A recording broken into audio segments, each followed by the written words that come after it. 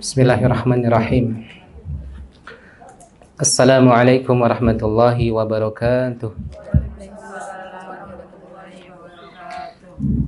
Innal hamdalillah nahmaduhu wa nasta'inuhu wa nastaghfiruh wa na'udzu billahi min syururi anfusina wa min sayyiati a'malina. May yahdihillahu fala mudilla lahu wa may yudlil fala hadiya lahu. Asyhadu an la ilaha illallah wahdahu la syarika lah wa asyhadu anna Muhammadan abduhu wa rasuluh la nabiyya wa la rasula ba'dah. Allahumma salli wa sallim wa barik ala nabiyyina Muhammadin wa ala alihi wa ashabihi wa man tabi'ahum bi ihsanin ila yaumil qiyamah. Amma ba'd. Allahumma la sahla illa ma ja'altahu sahla wa anta taj'alul hazna idza syi'ta sahla. Rabbi israh li sadri wa yassir li amri wahlul 'uqdatam min lisani yafqahu qawli. Allahumma rabbana zidna ilma warzuqna fahma. Allahumma amin. Ma'asyiral muslimat, para ummahat, ibu-ibu jamaah sekalian yang dimuliakan Allah Subhanahu wa taala. Marilah pada kesempatan yang berkah ini kita kembali memanjatkan puja dan puji syukur kita kehadirat Allah Subhanahu wa taala atas segala nikmat yang diberikan kepada kita semuanya. Alhamdulillah, kalimat tahmid kita ucapkan untuk nikmat sehat yang alhamdulillah pada pagi hari ini semua yang hadir pada majlis yang mulia ini semua dalam keadaan sehat walafiat. Alhamdulillah, semua sehat ya Ibu ya. Alhamdulillah. Andaikan ada di antara kita yang mungkin sedang diuji dengan sakit, atau keluarga kita, sahabat kita, kerabat kita, kita berharap mudah-mudahan Allah Subhanahu wa taala mengangkat penyakitnya dan menetapkan pahala baginya. Kita bersyukur kepada Allah atas nikmat sempat, nikmat usia, nikmat umur. Alhamdulillah, hari ini juga Allah masih menitipkan kepada kita nikmat nafas, Ibu. Masih diberikan kesempatan untuk kembali menambah amal-amal saleh. Nikmat yang luar biasa, nikmat yang sudah tidak dimiliki oleh mereka orang-orang yang telah mendahului kita. Mereka orang-orang yang sudah terbaring di liang lahatnya. Mereka sangat berharap untuk bisa beramal saleh, bisa memiliki detik-detik waktu untuk bisa membaca Al-Quran, bisa thalabul ilmi, bisa sholat sekian rakaat, namun sudah tidak ada kesempatan lagi.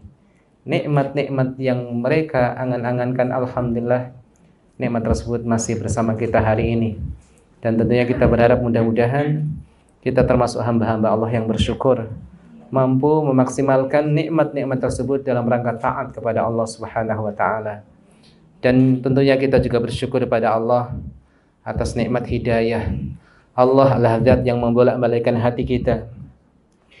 Hidayah iman berada di antara dua jari dari jemari-jemari Allah Subhanahu wa taala.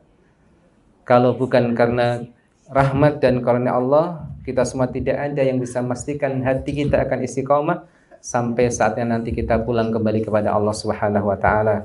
Mudah-mudahan Allah memberikan kepada kita semuanya nikmatul istiqomah. Amin.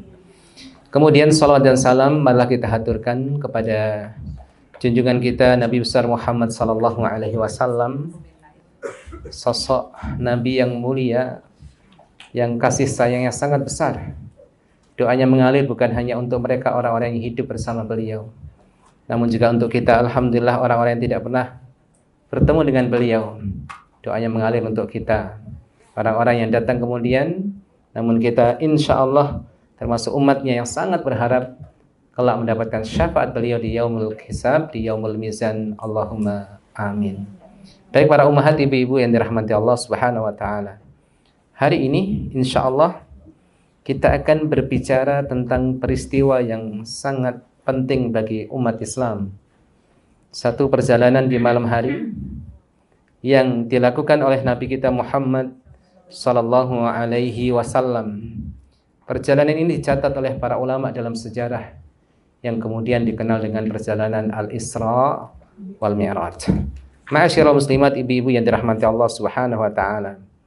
Terkait dengan peristiwa Al-Isra wal Mi'raj, terdapat perbedaan pendapat para ulama kapan sebetulnya peristiwa itu terjadi. Yang masyhur, yang familiar para ummahat, sebagaimana disebutkan oleh Al-Alamah Al-Mansur Furi, dan ini adalah sesuatu yang sering kita dengar, bahwasanya Isra dan Mi'raj Nabi terjadi di malam 27 Rajab tahun 10 kenabian. Malam 27 Rajab tahun 10 kenabian. Inilah yang populer. 10 kenabian maknanya adalah 10 tahun setelah Rasulullah SAW diangkat menjadi nabi dan rasul. Ini pendapat yang sangat populer. Walaupun tidak sedikit juga para ulama yang menyanggah pendapat ini para ummahat. Ya, di antaranya adalah Asy-Syaikh Shafiyur Rahman Al-Mubarakfuri, ya, beliau mengatakan sepertinya kecil kemungkinan bahwasanya Isra dan Mi'raj terjadi di malam 27 Rajab tahun 10 kenabian. Ya. Berarti setelah diangkat 10 tahun. Iya, 10 tahun setelah dianggap jadi nabi. Masih di Mekah, Ibu? Iya, jadi berarti 2 di tahun 10 Iya. Bukan, karena tahun Hijriah belum. Karena tahun Hijriah nanti ditetapkan setelah hijrahnya Nabi. 10 tahun kenabian. Iya, berarti berapa tahun Ibu sebelum hijrah? Bukan, 10 tahun setelah Nabi Muhammad diangkat menjadi nabi. Ya, jadi 10 tahun ketika beliau berada di Mekah setelah diangkat menjadi nabi. Nabi Muhammad diangkat menjadi nabi umur berapa, Ibu? 40 tahun. Berarti 10 tahun kemudian umur 50 tahun. Itulah peristiwa Al-Isra dan Mi'raj terjadi, yaitu tahun 10 kenabian. Ini pendapat yang populer. Walaupun tadi seperti kami sampaikan kepada para ummahat, ya, pendapat ini disanggah oleh sebagian para ulama, di antaranya Asy-Syaikh Shafiyur Rahman Al-Mubarakfuri. Menolak pendapat tersebut dengan alasan yaitu karena istri pertama siapa, Ibu? Khadijah. Beliau meninggal pada bulan Ramadan. Pada bulan Ramadan tahun ke-10 kenabian. Dan Ramadan, Ibu, tahun Ramadan, ya, bulan Ramadan tahun ke-10 dari kenabian. Kalau bulan Rajab, coba Ibu perhatikan, Rajab itu bulan sebelum atau sudah Ramadan? Bahkan 2 bulan sebelum Ramadan. Perhatikan para ummahat, pada saat Khadijah meninggal, ternyata sholat belum diwajibkan.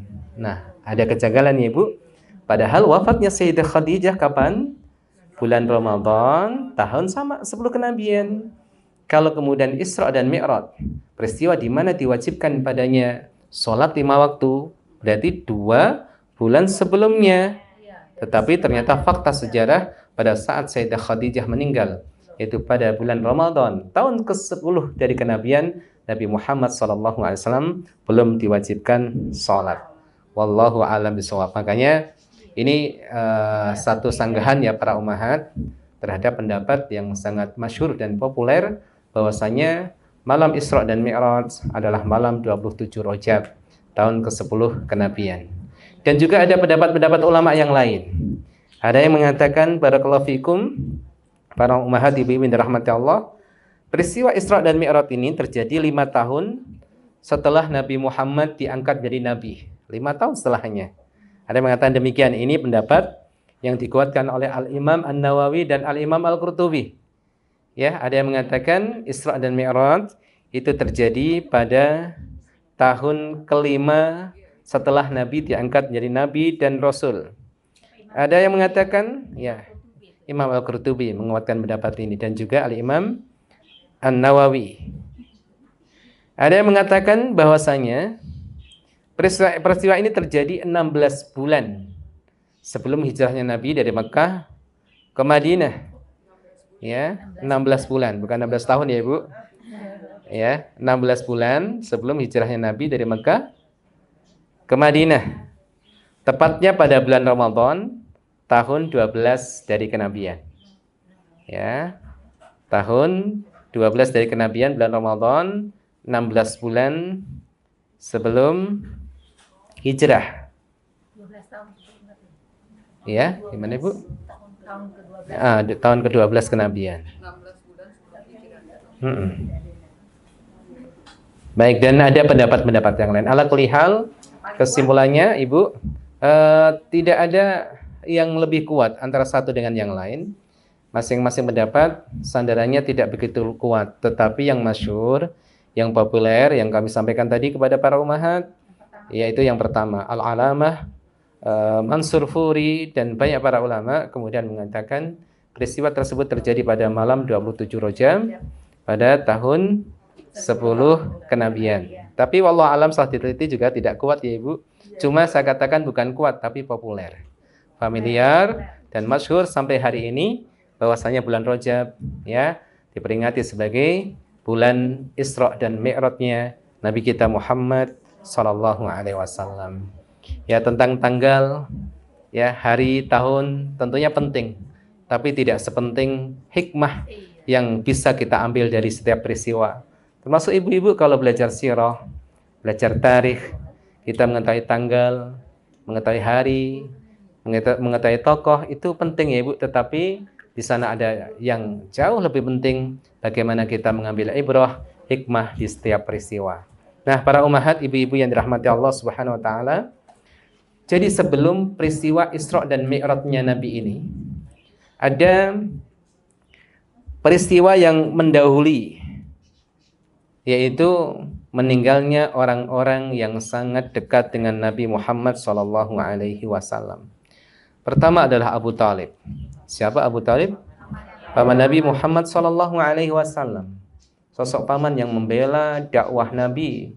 Tetapi qadarullah, Allah menakdirkan hidayah belum menyapanya ibu.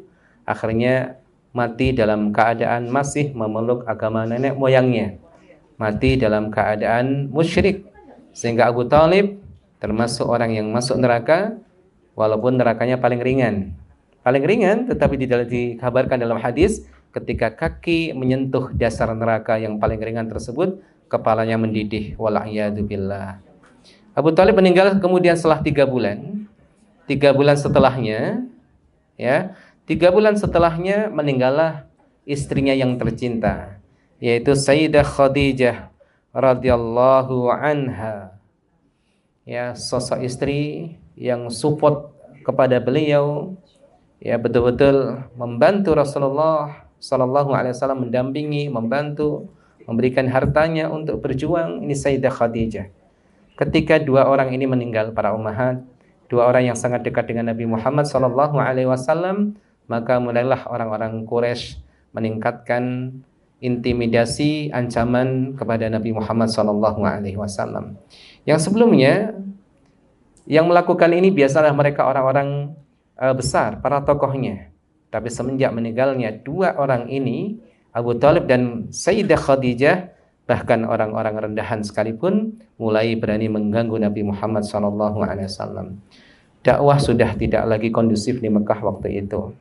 Akhirnya Nabi Muhammad SAW berpikir, kemana akan menyampaikan dakwah risalah dari Allah ini. Kemudian Nabi Muhammad memilih satu kota yang tidak jauh dari Mekah, maka dipilihlah Taif. Taif menjadi pilihan Nabi. Pertama, kotanya besar. Ekonomi di kota Taif pada waktu itu betul-betul maju ibu. Dan juga kota yang tidak terlalu jauh dari kota Mekah, dan warganya, penduduknya masih rumpun Arab. Ya, kota yang strategis. Rasulullah SAW berharap penduduknya bisa support terhadap dakwah Nabi Muhammad SAW. Mungkin ada sebagian orang mengatakan kalau ibu-ibu ya berangkat haji atau umrah, ketika jalan-jalan ke Taif, biasanya Taif menjelaskan, ibu, Taif ini adalah salah satu tempat ya tujuan dakwah Nabi pada waktu itu. Kenapa? Karena masa kecil Rasulullah SAW pernah berada di Taif saat dititipkan kepada ibu susunya, yaitu Sayyidah Halimah As-Sa'diyah. Walaupun kalau dilihat dari sejarah, ternyata bukan di Taifnya, tapi salah satu kabilah yang dekat dengan kota Taif, bukan Taif. Barakallahu fikum. Intinya Taif ini dipilih oleh Nabi Muhammad SAW sebagai medan dakwah berikutnya ketika Mekah sudah tidak lagi kondusif. Nabi Muhammad berangkat dengan sahabat Zaid bin Harithah. Namun apa yang terjadi di sana Ibu?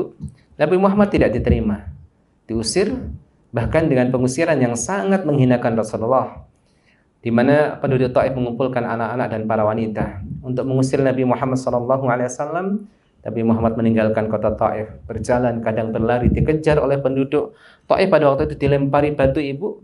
Dalam sejarah, dalam referensi tarikh sirah nabawiyah, Nabi Muhammad berjalan tertatih 3 mil panjangnya, sembari dilempari batu, keluar darah dari kepalanya, badannya mengucur sampai kakinya Rasulullah Sallallahu Alaihi Wasallam. Bahkan suatu saat ketika Sayyidah Aisyah, di mana suatu peristiwa menghantam Rasulullah, yaitu peristiwa Uhud. Sayyidah Aisyah mengatakan, hal ata 'alaika yaumun kana ashadda 'alaika min yaumi Uhud? Wahai Rasulullah, apakah pernah kamu alami satu peristiwa yang lebih dahsyat daripada perang Uhud ini, wahai Rasulullah? Rasulullah mengatakan, iya, pernah. Ada hari yang lebih dahsyat daripada Uhud ini. Kemudian Rasulullah SAW menceritakan peristiwa bagaimana Rasulullah SAW diusir, dilukai oleh mereka para penduduk Taif. Dalam keadaan luka, kemudian Nabi Muhammad SAW terengah-engah dan istirahat di sebuah kebun milik Utbah bin Rabi'ah. Beliau istirahat di sana. Kemudian datanglah Jibril alaihissalam dan malaikat penjaga 2 gunung yang dekat dengan Taif, yaitu Gunung Akhsyabain. Ya, Jibril mengatakan, wahai Muhammad, kalau kamu mau, karena aku diutus oleh Allah untuk mendatangi bersama penjaga gunung ini, kalau kamu mau maka gunung itu akan ditimpakan kepada mereka. Masya Allah ya Ibu. Ya, sayangnya Allah, sayangnya malaikat, Nabi Muhammad ditawari, kalau kamu sedih hati, benci kepada mereka, saat ini pula akan kami timpakan gunung itu kepada mereka.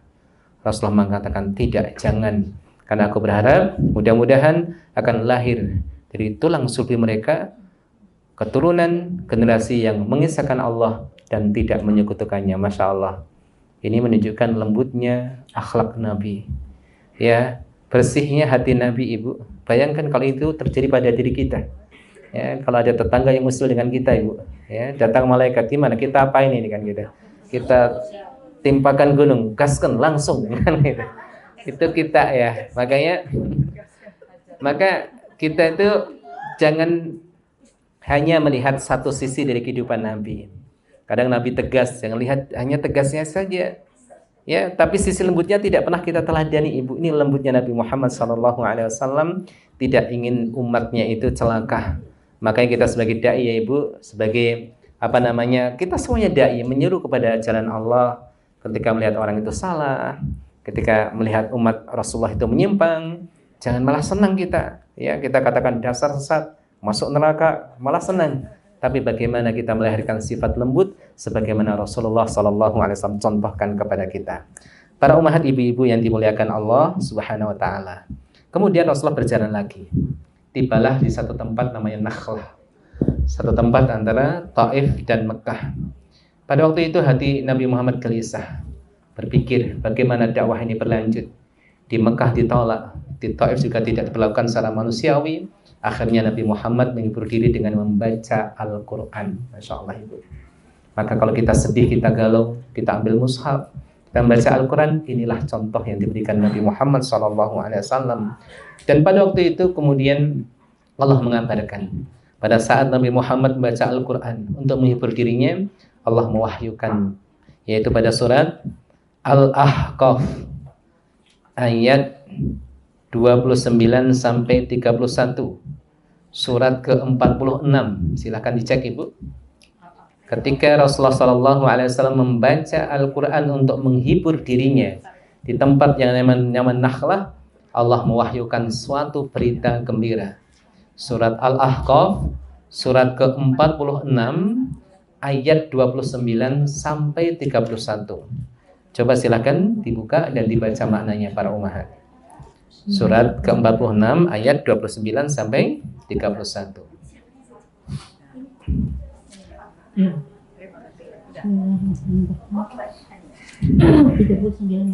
Iya.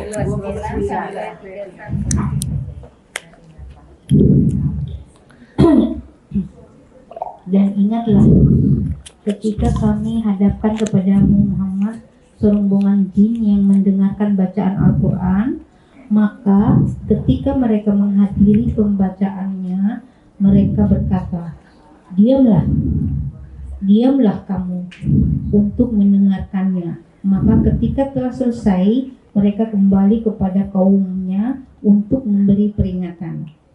Mereka berkata, wahai kaum kami, sungguh kami telah mendengarkan kitab Al-Quran yang diturunkan setelah Musa, membenarkan kitab-kitab yang datang sebelumnya, membimbing kepada kebenaran dan kepada yang lurus, kepada jalan yang lurus. Wahai kaum kami, terimalah seruan orang Muhammad yang menyeru kepada Allah dan berimanlah kepadanya. Niscaya dia akan mengampuni dosa-dosamu dan melepaskan kamu dari azab yang pedih. Dan barang siapa tidak menerima seruan orang yang menyuruh kepada Allah, Nabi Muhammad, maka dia tidak akan dapat melepaskan diri dari siksaan Allah di bumi. Padahal tidak ada pelindung baginya setelah Allah. Mereka berada dalam kesesatan yang nyata. Ya, cukup. Ya, sampai 31. Baik Ibu. Ayat-ayat ini menggambarkan bahwa ada sekelompok jin yang datang kepada Nabi Muhammad saat membaca Al-Quran dan mereka beriman kepada Nabi Muhammad. Ini adalah hiburan dari Allah Ibu. Manakala manusia yang setiap hari bersama Nabi dibacakan Al-Quran kepada mereka, mereka tidak mau beriman, Allah SWT hibur dengan datangnya satu kaum, satu kelompok bangsa ya yang tidak terlihat oleh mata Nabi, namun mereka beriman kepada Allah, beriman kepada Nabi Muhammad Sallallahu Alaihi Wasallam. Kemudian Nabi Muhammad berpikir untuk bisa masuk Mekah kembali. Tapi tentunya sudah dicegah Ibu, tidak boleh penduduk Mekah menolak Nabi Muhammad Sallallahu Alaihi Wasallam sampai mendapatkan jaminan dari sosok tokoh orang kafir, tapi mau menjamin Nabi Muhammad Sallallahu Alaihi Wasallam, ya seorang yang masih kafir. Para ummahat menjamin Nabi Muhammad Sallallahu Alaihi Wasallam, yaitu yang bernama Adi bin Mut'aim. Nabi Muhammad masuk kota Mekah kembali. Kemudian pada saat di Mekah, Nabi Muhammad masih sedih, masih sesak dadanya Ibu, memikirkan kondisi bagaimana kelangsungan dakwah ini. Sudah mencoba tempat lain, tapi ternyata bukan lebih baik, tapi lebih parah daripada penduduk Mekah. Akhirnya Nabi Muhammad SAW mendapatkan kembali hiburan yang kedua dari Allah dengan diturunkannya surat Yusuf kepada Nabi Muhammad SAW. Surat Yusuf, Masya Allah ibu-ibu kalau membacanya, ini surat yang mengisahkan perjalanan seorang Nabiullah. Dari awal sampai akhir Ibu, dari kecil sampai beliau diangkat oleh Allah menjadi seorang yang mulia. Ya, surat Yusuf di mana kisah dalam surat ini sampai Allah menyebutnya dengan istilah ahsanal qasas, kisah yang paling indah. Banyak kisah dalam Al-Quran, ada kisah Nabi Ibrahim, ada kisah Nabi Ismail, ada Nabi Nuh. Namun tidak ada kisah-kisah tersebut kecuali ada satu kisah yang disebut dengan ahsanal qasas, kisah yang paling indah, yaitu kisahnya Nabi Yusuf. Ini hiburan bagi Nabi. Dengan kata lain, Allah ingin mengatakan, wahai Muhammad, kalau kamu diuji, ada juga orang yang diuji sebelummu. Salah satunya adalah Nabi Yusuf alaihissalam Ibu. Ujian luar biasa. Nabi Yusuf ketika masih kecil, beliau diuji dengan sifat hasad yang ada pada saudaranya. Iri, dengki, hasad yang mengantarkan kepada sumur. Ya, dilempar ke dalam sumur sampai kemudian dijual sebagai budak di negeri yang jauh, Mesir tempatnya, dan pernah merasakan gelapnya penjara Ibu. Bahkan barakallahu fikum kalau kita lihat ayat-ayat yang para ummahat, sejarah perjalanan Nabi Yusuf, orang yang sangat dicintai oleh Allah pada saat di penjara. Ketika Nabi Yusuf alaihissalam berhasil menakwilkan mimpi dua orang yang bersamanya dalam penjara, yaitu pegawai istana Ibu, yaitu satu yang tukang membuat minuman raja, yang satu tukang membuat roti, buat makanan untuk raja. Tapi ada makar membunuh raja dan dua orang ini tertuduh. Kemudian ditakwilkan mimpinya. Kamu seperti ini, kamu seperti ini. Dan Nabi Yusuf mengatakan kepada satu di antara dua itu yang diyakini akan selamat, tidak dihukum mati, akan terbukti dia itu benar. Nabi Yusuf mengatakan, sebutkan namaku nanti di hadapan rajamu. Perhatikan Ibu, ini secara hukum boleh atau tidak? Boleh saja secara hukum, Misalnya kita menyampaikan ke orang, Bu, nanti sampaikan ke sana ya Bu, saya butuh pekerjaan, saya butuh ini, saya bisa ini. Boleh-boleh saja. Yang dipesannya juga orang masih hidup bisa menyampaikan, kan gitu kan.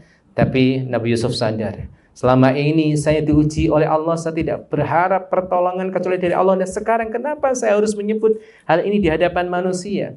Menyesal Ibu.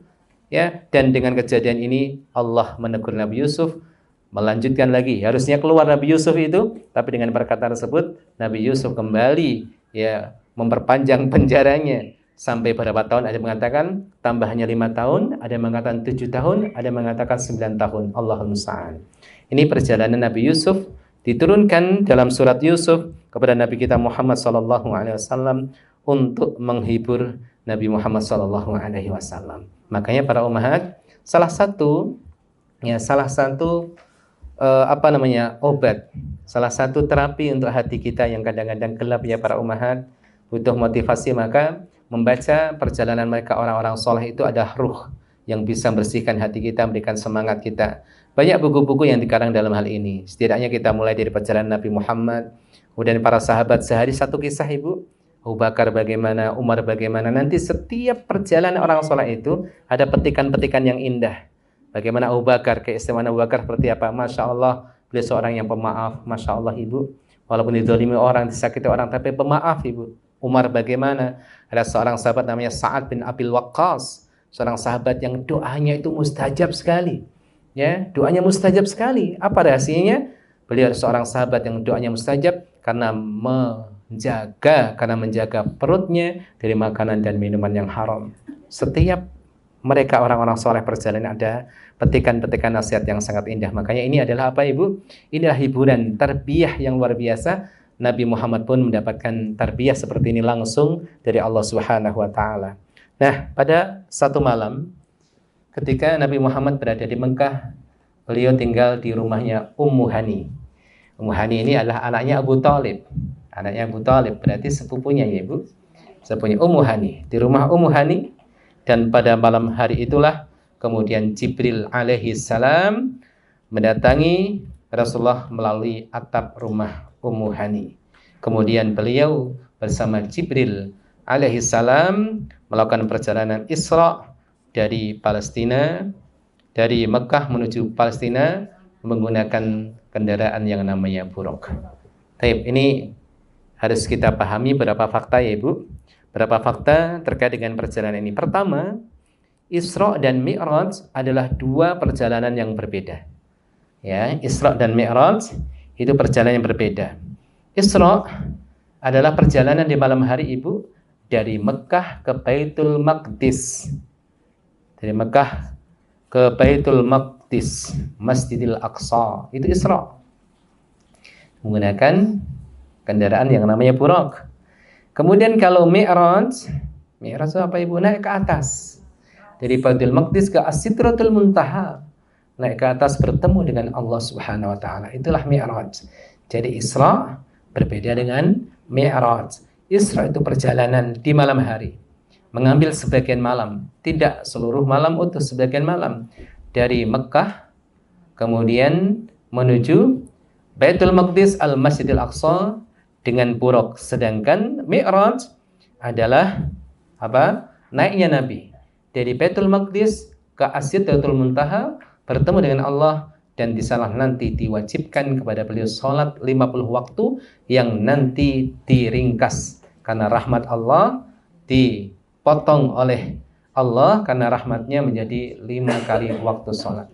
Barakallahu fikum. Kemudian para ummahat, pada malam hari itu pula ada satu peristiwa yang mungkin sebagian orang tidak menyebutkan. Namun sebutkan sebagian para ulama, malam itu terjadi peristiwa pembelahan dada Nabi. Ya, dan kemudian dikeluarkan jantungnya, dicuci dengan air Zam-Zam untuk kesekian kali. Ya, sebagian para ulama mengatakan pembelahan dada Nabi itu terjadi seumur hidup Nabi sebanyak 3 kali. Pertama, pada waktu kecil ketika beliau dititipkan kepada ibu susunya yaitu Halimah As-Sa'diyah. Ketika usia beliau kurang daripada 6 tahun, masih kecil. Ketika bermain-main dengan teman-teman sebayanya, tiba-tiba datang malaikat memegang beliau, ya, 2 malaikat memegang beliau, kemudian dibelahlah dada Nabi Muhammad. Itu dilaporkan pada Halimah As-Sa'diyah peristiwa tersebut. Tapi ternyata ketika Nabi pulang dalam keadaan sehat walafiat. sehat walafiat, malah tambah cemerlang ya wajahnya. Tetapi Halimah takut, khawatir ini titipan ini anak orang ini kan, itu akan dikembalikan kepada keluarganya. Ini peristiwa pertama, Ibu. Yang kedua, para ulama mengatakan pada saat Nabi Muhammad diangkat jadi nabi usia 40 tahun, dibelah dadanya kembali, kemudian dibersihkan jantungnya. Penyakit-penyakit syaitaniyah dikeluarkan dari dada Nabi. Maka Nabi Muhammad SAW sejak awal memang sudah dipersiapkan ya ibu-ibu, menjadi sosok yang luar biasa, uswatun hasanah, Nabi akhir zaman, orang terbaik sepanjang masa. Kemudian yang ketiga, kapan terjadi? Terjadi pada saat Isra, ya, sebelum diperjalankan ke Baitul Maqdis di Mekah, dada beliau juga dibelah. Ini kali yang ketiga. Sebelum perjalanan, Ibu. Sebelum ke Baitul Maqdis, ya. Ketika di Mekah, di Mekah, Ibu, di Mekah, dibelah dadanya juga di Mekah. Ya, jadi ini kali ketiga. Baik, ini fakta berikutnya. Kemudian Nabi Muhammad SAW mengalami perjalanan Isra ini dengan kendaraan namanya apa? Buraq. Buraq seperti apa, Ibu? Gambaran kita seperti pesawat atau apa gitu ya. Jadi buraq, barakallahu fikum, ini perlu kita jelaskan karena tidak sedikit sebagian umat Islam, tidak sedikit ya, umat Islam itu salah paham tentang buraq ini. Buraq ini adalah dabah. Dabah itu hewan berkaki 4. Dabah itu hewan berkaki 4. Dabah pakai dal, dabah. Hewan yang berkaki 4 dengan sifat-sifat yang disebutkan dalam hadis. Kami ringkas Ibu karena waktunya terbatas. Kami sampaikan secara ringkas. Ya, tidak kami sampaikan hadisnya satu persatu karena banyak hadisnya. Buraq itu adalah seperti binatang tunggangan.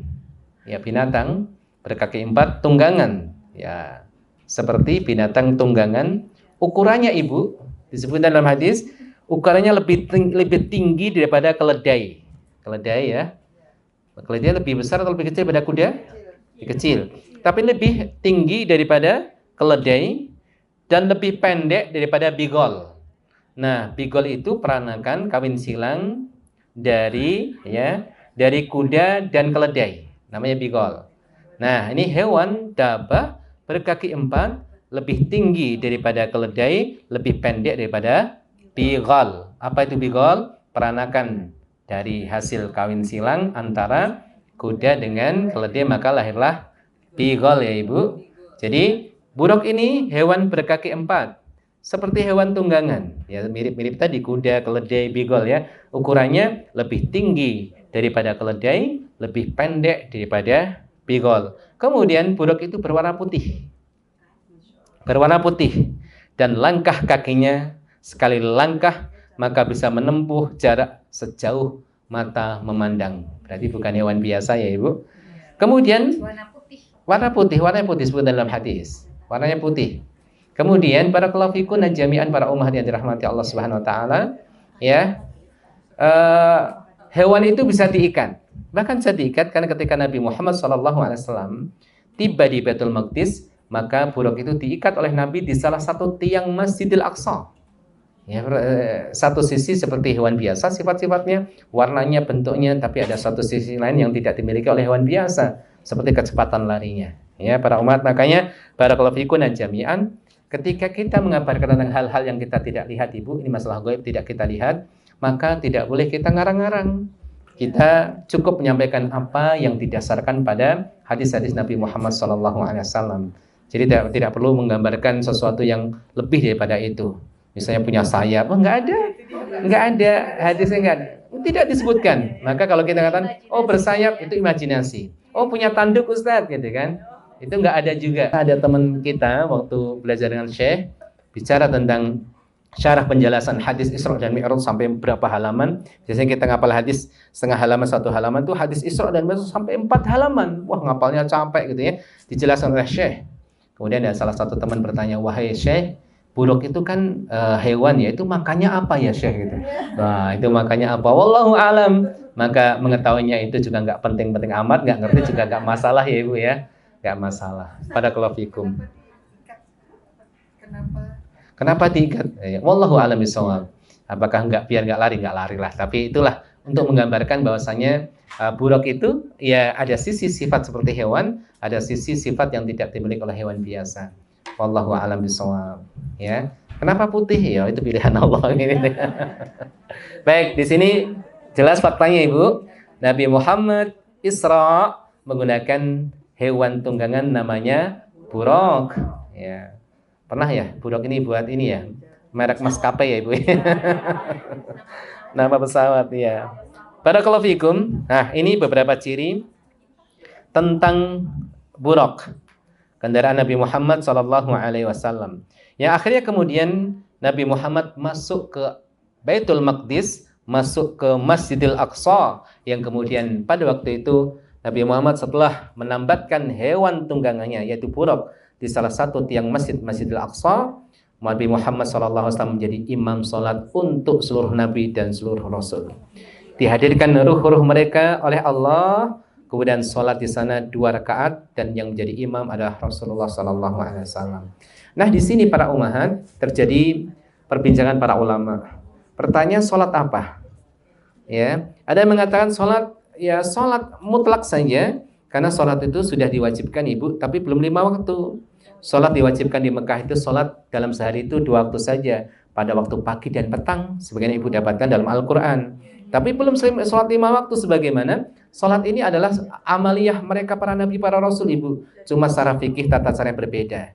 Nabi Muhammad SAW sudah diwajibkan sholat tapi belum sholat 5 waktu. Maka ada mengatakan ini sholat 2 rakaat itu sholat yang diajarkan oleh Allah pada saat Nabi di Mekah, dan kemudian para nabi, para rasul menjadi makmum Nabi kita Muhammad SAW sebagai isyarat bahwa Nabi Muhammad adalah nabi yang paling mulia. Ada juga berpendapat bahwasanya ini sholat subuh. Kapan terjadi? Sholat ini berlangsung ketika Rasul sudah turun dari langit ke Baitul Maqdis lagi sebelum balik ke Mekah. Sebelum balik ke Mekah, Rasulullah SAW mengimami para nabi, para rasul sholat subuh yang pertama kali dilakukan oleh Nabi Muhammad SAW. Iya, setelah ada perintah, Nabi Muhammad turun sebelum balik ke Mekah, beliau mengimami yaitu mereka para nabi, para rasul sholat subuh. Ini sholat yang pertama kali dilakukan oleh Nabi Muhammad SAW. Para nabi, para rasul. Nabi Muhammad tidak gaib, jasadi. Tetapi para nabi adalah yang datang ruhnya.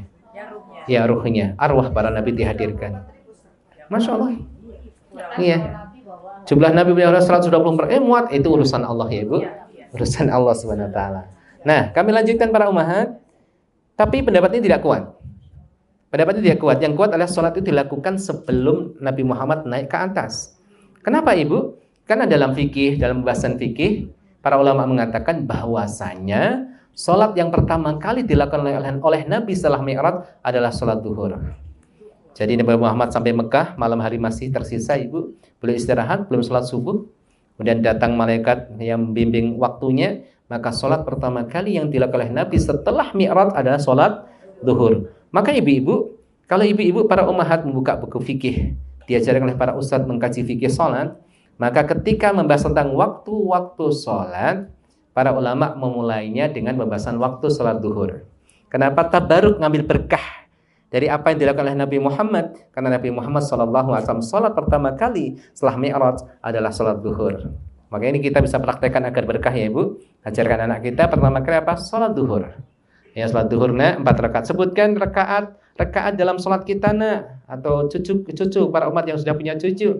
Maka ajarkan pertama kali disebutkan apa? Sholat duhur. Ya, kenapa enggak subuh? Padahal subuh kan awal hari ya Ibu. Awal hari. Tapi kenapa duhur? Ada hikmahnya. Para ulama itu hati-hati. Bahkan dalam memulai penjelasan itu tabaruk ngambil berkahnya apa yang dilakukan oleh Nabi Muhammad SAW. Ini bisa kita praktekkan. Makanya ketika anak-anak, misalnya kita ngobrol ke anak-anak ya Ibu, ayo sebutkan rakaat sholat. Ayo kita mulai sholat duhur. Sholat duhur dulu. Ya, 4 rakaat, asar 4 rakaat, maghrib 3 rakaat, isya 4 rakaat, isya, maghrib 3 rakaat, isya 4 rakaat, subuh 2 rakaat. Nah, ini sebagaimana yang dilakukan oleh Nabi kita Muhammad SAW. Dan ini pendapat yang kuat ya Ibu. Jadi sholat yang pertama kali dilakukan oleh Nabi Muhammad SAW pertama kali setelah Mi'raj, setelah Isra dan Mi'raj adalah sholat duhur, bukan sholat subuh. Nah, barakallahu fikum para ummahat, ibu-ibu yang dirahmati Allah Subhanahu wa taala. Nah, Baitul Maqdis di sini tentunya tempat yang istimewa. Ampiran daripada Isra-nya Nabi sebelum Mi'raj. Kiblat pertama kaum muslimin, ya masjid yang dibangun oleh Nabi Sulaiman alaihi salam. Masya Allah. Maka dipilih sebagai tempat mampirnya perjalanan Nabi Muhammad dalam Isra dan Mi'raj. Pertanyaannya, kenapa Nabi Muhammad tidak diisrakan ke Masjid Nabawi, ibu-ibu? Ada yang bisa jawab? Kenapa harus Baitul Maqdis, Masjidil Aqsa, tidak di Masjid Nabawi? Nggak usah berat-berat mikirnya, ibu. Jawabannya ringan. Kenapa? Masjid Nabi belum dibangun. Ya kan, Nabi Muhammad. Nabi belum hijrah. Saya dulu katanya juga mikir, kenapa ya? Apa hikmahnya? Ya mungkin karena ini karena itu. Masya Allah, ternyata ini syekhnya menjebak, ibu ya. Saya tularkan lagi ilmunya kan gitu kan. Kenapa jawabannya?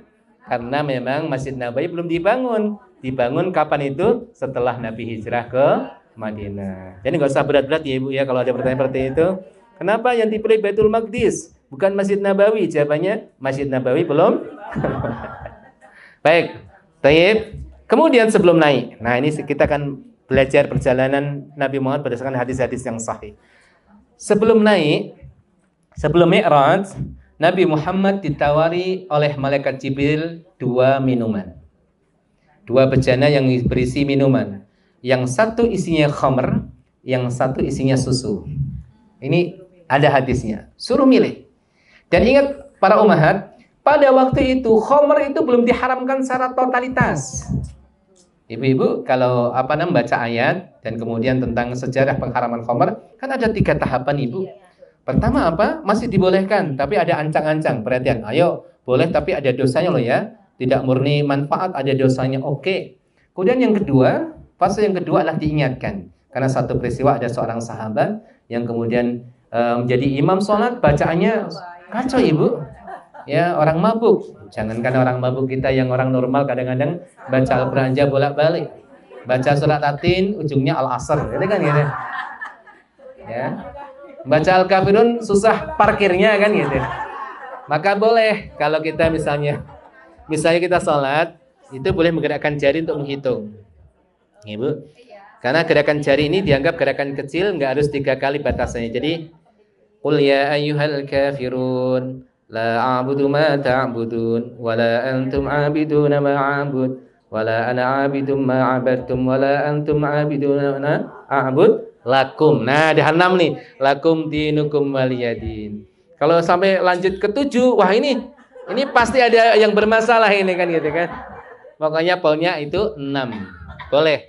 Makanya boleh. Jadi gini, ibu, yang dalam madhab Syafi'i termasuk yang membatalkan sholat adalah pergerakan yang sifatnya banyak. Apa ketentuan? Ketentuannya gerakan besar 3 kali berturut-turut.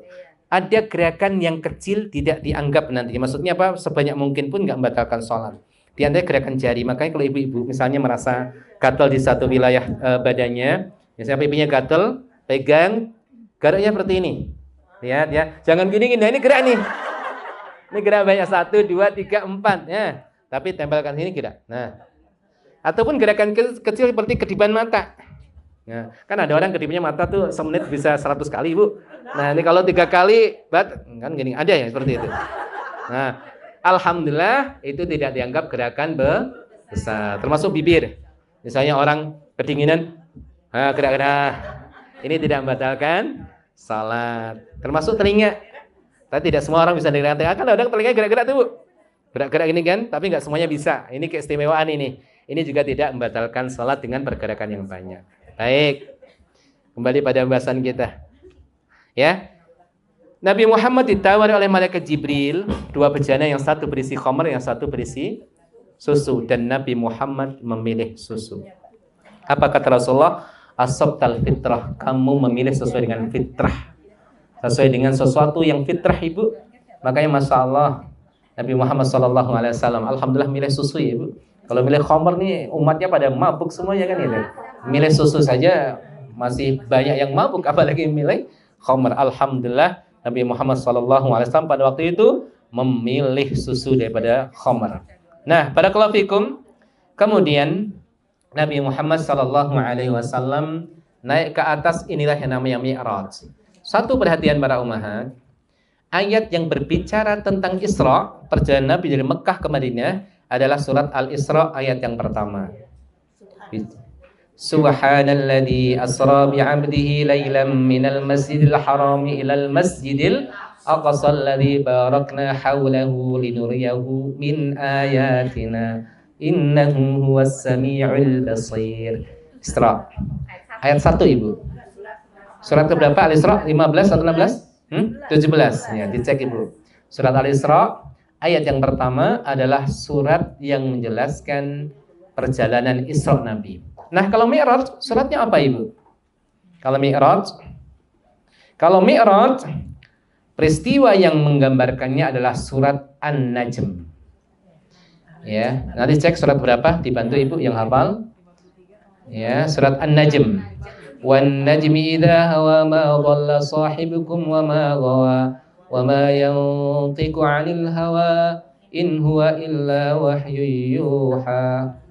'Allamahu syadidul quwa. Awal-awal Ibu, enggak cuma satu ayat, itu menggambarkan tentang mi'rajnya Nabi, naiknya Nabi Muhammad SAW. Ibu catat saja surat An-Najm.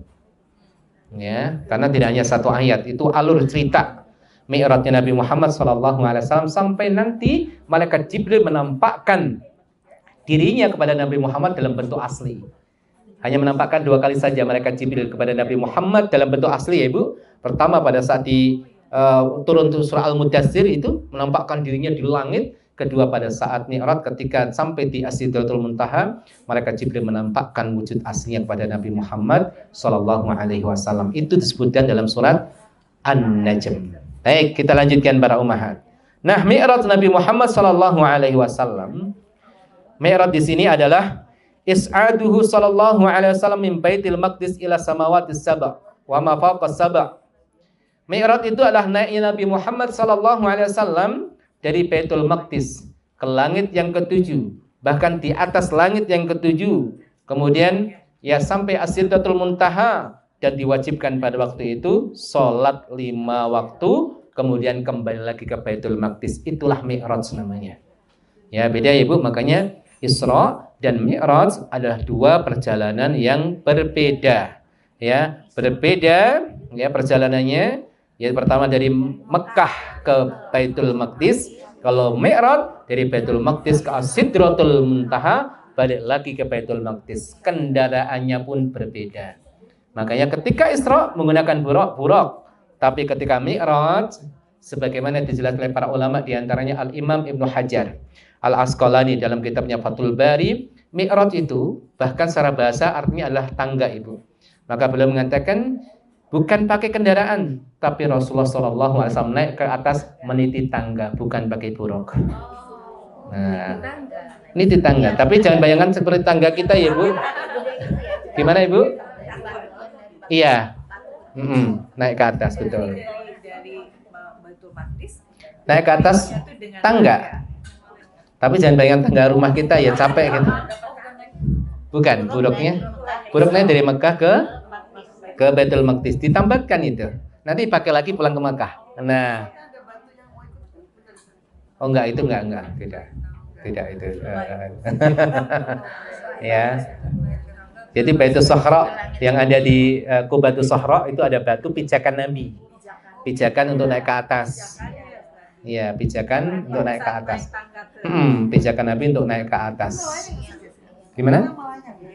Wallah alam, saya ibu-ibu yang sudah pernah ke sana sepertinya tidak. Saya searching di internet enggak melayang kok Ibu. Enggak. Kan kadang namanya hoax itu apalagi ini kan ya. Saya qadarullah belum ke sana Ibu. Mudah-mudahan bisa ke sana dalam waktu dekat ya. Saya coba cari pengetahuan di situ enggak, biasa saja, tidak melayang ya, dan itu Sahra, batu yang digunakan pijakan Nabi saat Mi'raj. Maka di situ dibuat masjid namanya Qubatus Sahra yang kuning kubahnya itu. Yang kadang sebagian orang salah dikira itu Masjidil Aqsa, bukan, itu Qubatus Sahra, tersimpan di dalamnya batu yang menjadi pijakan Nabi Muhammad SAW untuk naik ke atas. Tapi berarti paham sekarang Ibu? Nabi Muhammad menggunakan buraq dari Mekah ke Baitul Maqdis. Tetapi ketika naik Nabi Muhammad SAW yaitu menggunakan tangga. Tetapi jangan berpikir tangga betul-betul tangga kita ya Ibu. Sama tadi ya, eskalator apa-apa. Kalau eskalator normal nggak nyampe-nyampe, langit ketujuh, ya kan gitu kan. Ini kuasa Allah. Jadi Mi'raj, ya itu menggunakan yaitu sulam. Seperti apa tangganya, wallahu a'lam bishawab. Hal ini sebagaimana disampaikan oleh para ulama. Barakallahu fikum. Kemudian Nabi Muhammad SAW didampingi oleh Jibril, tibalah di langit yang pertama, kemudian diketuklah pintunya. Jadi harus kita yakini para ummahat, langit yang Allah ciptakan itu 7 lapis. Masing-masing langit ada pintunya dan ada penjaganya, tidak sembarangan. Makanya sebagian ulama berpendapat, ingat, selama tidak ada hadis yang jelas, pendapat para ulama bisa salah, bisa benar. Kenapa Nabi Muhammad tidak langsung naik dari Masjidil Haram ke atas? Kan ujung-ujungnya ke langit ya Ibu. Kenapa harus ke Baitul Maqdis? Ada sebagian ulama mengatakan bahwa pintu langit itu lurus di atas Baitul Maqdis. Wallahu a'lam bishawab. Makanya dibawalah Nabi Muhammad lebih dahulu ke Baitul Maqdis karena pintu langit itu lurus ya dengan Baitul Maqdis. Wallahu a'lam bishawab. Makanya ingat Ibu, langit berapa diciptakan oleh, ada berapa lapis? 7 lapis. Kita yakini 7 lapis. Al-Qur'annya jelas, hadis-hadisnya sangat jelas. Kemudian masing-masing ada pintunya. Makanya barakallahu fikum, aslinya yang dibukakan pintu langit bukan hanya Nabi tentunya. Ada orang-orang mukmin dibukakan untuk Nabi. Pada saat apa? Ketika ruhnya dicabut dari jasad, orang mukmin akan dibawa ke atas ini. Makanya kalau ada pertanyaan, kemana ruh itu pergi? Maka jawabannya ke atas. Maka sejak awal Ibu, ketika nyawa di kerongkongan dicabut lewat mulutnya, ya, gitu kan? Maka menganga, kadang mulutnya menganga dan matanya terbuka. Apa kata Rasulullah? Innar ruha idza qubida tabi'ahul basar. Ruh ketika dicabut maka diiringi pandangan mata Ibu. Jadi walaupun jasad itu sudah terpisah ruh, tapi ada koneksinya. Makanya kita diperintahkan mandikan dengan pelan. Ada koneksi sampai mata masih melihat Ibu, ruh yang dicabut oleh Allah Subhanahu wa taala, oleh malakul maut. Makanya nggak ada istilah mitos ya Ibu. Orang mati kemudian melek kenapa? Itu masih ada tanggungan anak atau masih punya hutang yang banyak belum dibayar kan itu kan?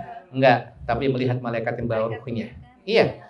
Bawa ke langit, kemudian nanti diketuk pintunya. Makanya kalau orang mukmin Ibu disambut, masya Allah, penjaga pintu akan mengatakan, "Ini siapa? Ini ruh milik siapa? Aromanya wangi sekali. Ini milik fulan si fulan." Bukakan pintunya, bukakan, naik ke atas lagi, sampai nanti puncak tertinggi Allah berfirman, ya, letakkan catatan milik hambaku ini di Aliyin, di tempat yang tinggi, dan kembalikan ruhnya ke jasadnya untuk menjawab pertanyaan malaikat.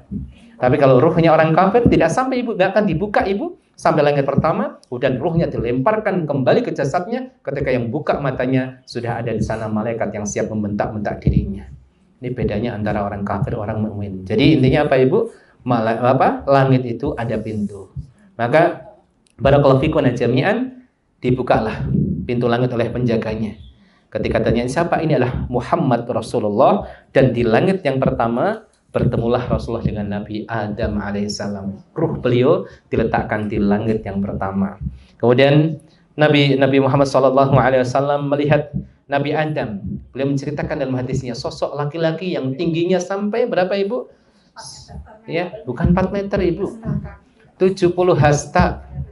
Dira', 70 dira'. Sehasta itu berapa Ibu? Nah, segini nih. Ini hasta dira' dari ini sampai sini. Mungkin 40 sampai 50 cm, 40-45 cm, dan lebarnya 7 hasta. Ini sosok Nabi Adam alaihissalam, dan nanti para ummahat penduduk surga akan masuk dalam surga dengan fisiknya Nabi Adam. Ya, masya Allah. Kita manusia akhir zaman yang kecil-kecil ini akan menjadi besar lagi. Usianya 33 tahun. Nggak ada nenek-nenek lagi, maka nggak ada nenek-nenek lagi di surga, nggak ada, ya. Jadi kembali ke surga kampung kita dengan usia yang muda Ibu. Usianya berapa? 33 tahun. Katanya usia 33 tahun ini adalah puncak bagi wanita, adalah puncak kecantikan, bagi laki-laki puncak ketampanan, masya Allah. Dan ini kelihatan banyaknya 33 tahun Ibu.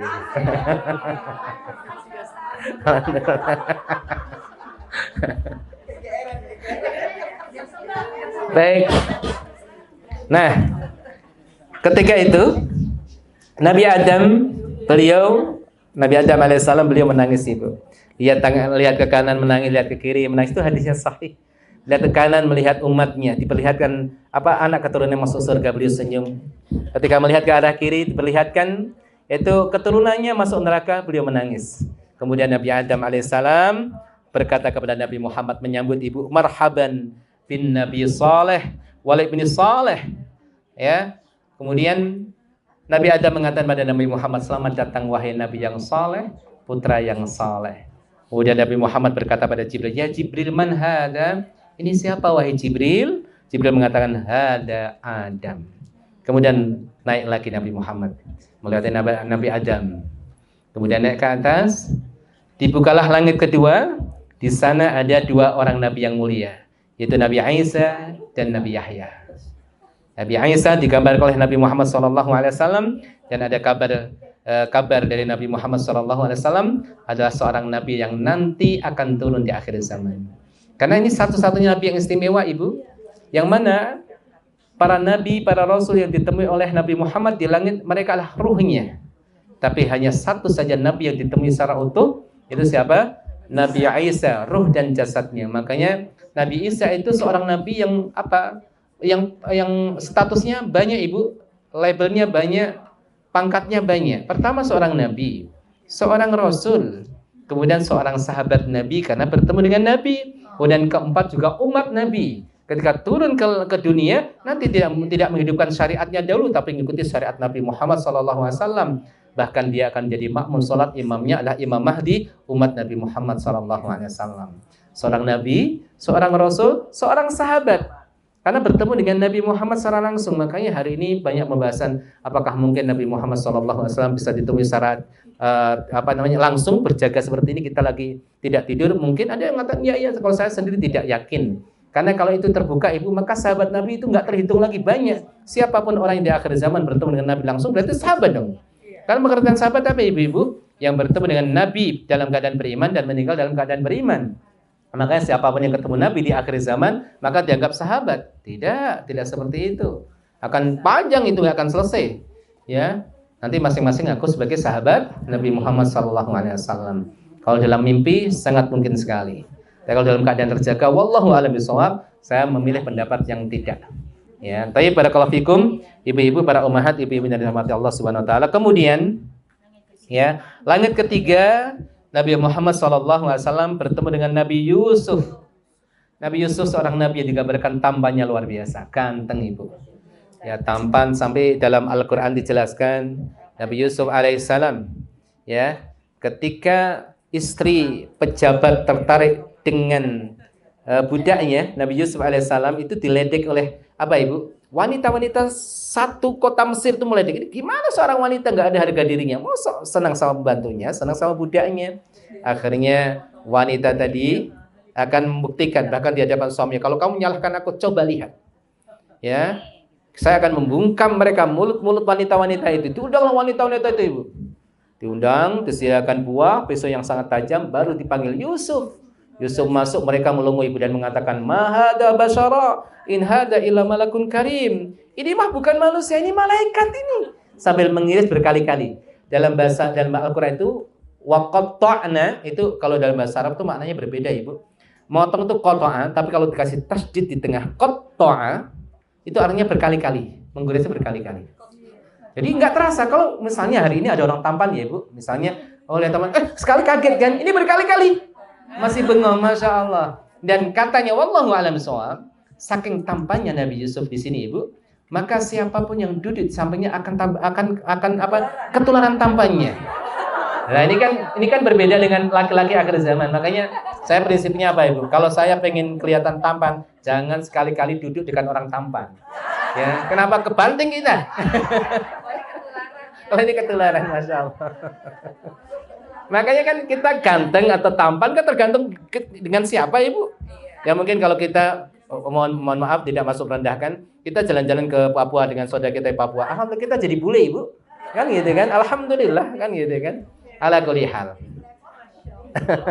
Baik para ummahat, langit ketiga Nabi Yusuf. Tapi ingat, ketampanan itu ujian, Ibu. Kecantikan juga demikian. Karena tampanan Nabi Yusuf juga menyebabkan dia masuk penjara kan gitu. Maka ketampanan itu juga ujian, kecantikan juga demikian. Tidaknya kita banyak berlindung pada Allah, minimal kita tidak terkena penyakit ain. Wah, terlalu pede ya Ibu. Alhamdulillah. Hati-hati nih, jangan lihat aku kayak gitu nanti kena ain. Gitu. Baik, langit keempat, di sana ada Nabi Idris alaihissalam. Nah, secara singkat Nabi Idris ini banyak kalangan mengatakan Nabi Idris juga seperti Nabi Isa, dicabut nyawanya di langit yang keempat, maka tidak ada kuburnya di bumi. Tapi setelah kita lihat riwayat-riwayat yang menunjukkan hal tersebut, lemah Ibu. Ya, lemah. Maka ada kisah Nabi Idris termasuk Nabi yang tidak ada makamnya di dunia karena dicabut nyawanya di langit yang keempat. Ada hadisnya, ada riwayatnya, tapi riwayatnya lemah. Ya, maka riwayatnya lemah. Barakallahu fikum. Kemudian langit yang kelima ada Nabi Harun alaihissalam. Ya. Kemudian langit yang keenam Nabi Musa alaihissalam. Langit yang ketujuh adalah Nabi Ibrahim alaihissalam. Dan ingat, ya, Makin naik makin tua ya. makin tua, ya. Nabi Ibrahim alaihissalam. Dan ingat Ibu, nabi-nabi yang disebutkan oleh Rasulullah dalam hadis-hadisnya, ingat, Allah pertemukan dengan nabi-nabi seperti itu. Salah satu hikmahnya apa? Agar Nabi Muhammad mengambil pelajaran. Nabi-nabi yang dilewati oleh Rasulullah, yang bertemu dengan Rasulullah, mereka para nabi yang diuji oleh Allah dengan cobaan yang bermacam-macam Ibu. Nabi Adam diuji oleh anaknya sendiri. Ya kan gitu? Nabi Isa ya diuji oleh kaumnya. Masya Allah. Nabi Ibrahim ujiannya luar biasa. Makanya para ummahat, ujian itu tidak akan mati. Artinya tidak berhenti pada masa lalu, akan berlanjut, akan hidup di kehidupan kita. Makanya para ummahat, jangan menyangka bahwa kemuliaan seorang hamba itu adalah hidup tanpa ujian, tidak. Maka andaikan kemuliaan seseorang itu ditandai dengan tidak adanya ujian, maka yang paling berhak adalah mereka para nabi, para rasul. Orang-orang soleh berhak tidak diuji, tapi malah sebaliknya mereka mendapat ujian yang luar biasa. Para nabi 2 kali lipat Ibu, orang-orang soleh ujian macam-macam. Ya, Sayyidah Aisyah diuji dengan apa Ibu? Tidak memiliki anak, pernah difitnah luar biasa, yang menggerogoti kesucian beliau, kan gitu kan, menghinakan kehormatan beliau. Sayyidah Fatimah putri Nabi Ibu, diuji dengan kemiskinan sampai tangannya itu kapalan mengerjakan rumah sendiri, sampai minta pada Rasulullah, ya Rasulullah carikan aku pembantu, ya Rasulullah dibantulah, maksudnya kita nggak punya duit untuk itu, gitu kan. Itu Sayyidah Fatimah. Para nabi-nabi Yakub ya hidup dalam kesedihan Ibu sampai matanya buta, tapi semua itu tidak menjadikan dia curhat kepada orang, tapi dia mengatakan innama ashku basi wa husni ilallah, aku adukan sedih gundah gulanaku hanya kepadamu ya Allah, sampai buta matanya. Nabi Yusuf lebih lagi, Nabi Muhammad, Nabi Ayub, semua diuji. Makanya kalau hari ini kita diuji bukan cara Allah menghukum kita Ibu, tapi itu cara Allah mengangkat derajat kita. Mungkin ada derajat surga yang tinggi yang Allah siapkan untuk kita dan tidak bisa dicapai dengan amal kita. Mungkin bisa dicapai dengan sabar yang Allah sudah siapkan di balik setiap ujian yang diberikan kepada kita. Wallahu a'lam bishawab. Ya, kemudian setelah itu naik lagi Nabi Muhammad di atas langit yang ketujuh. Tibalah Nabi Muhammad ke As-Sidratul Muntaha.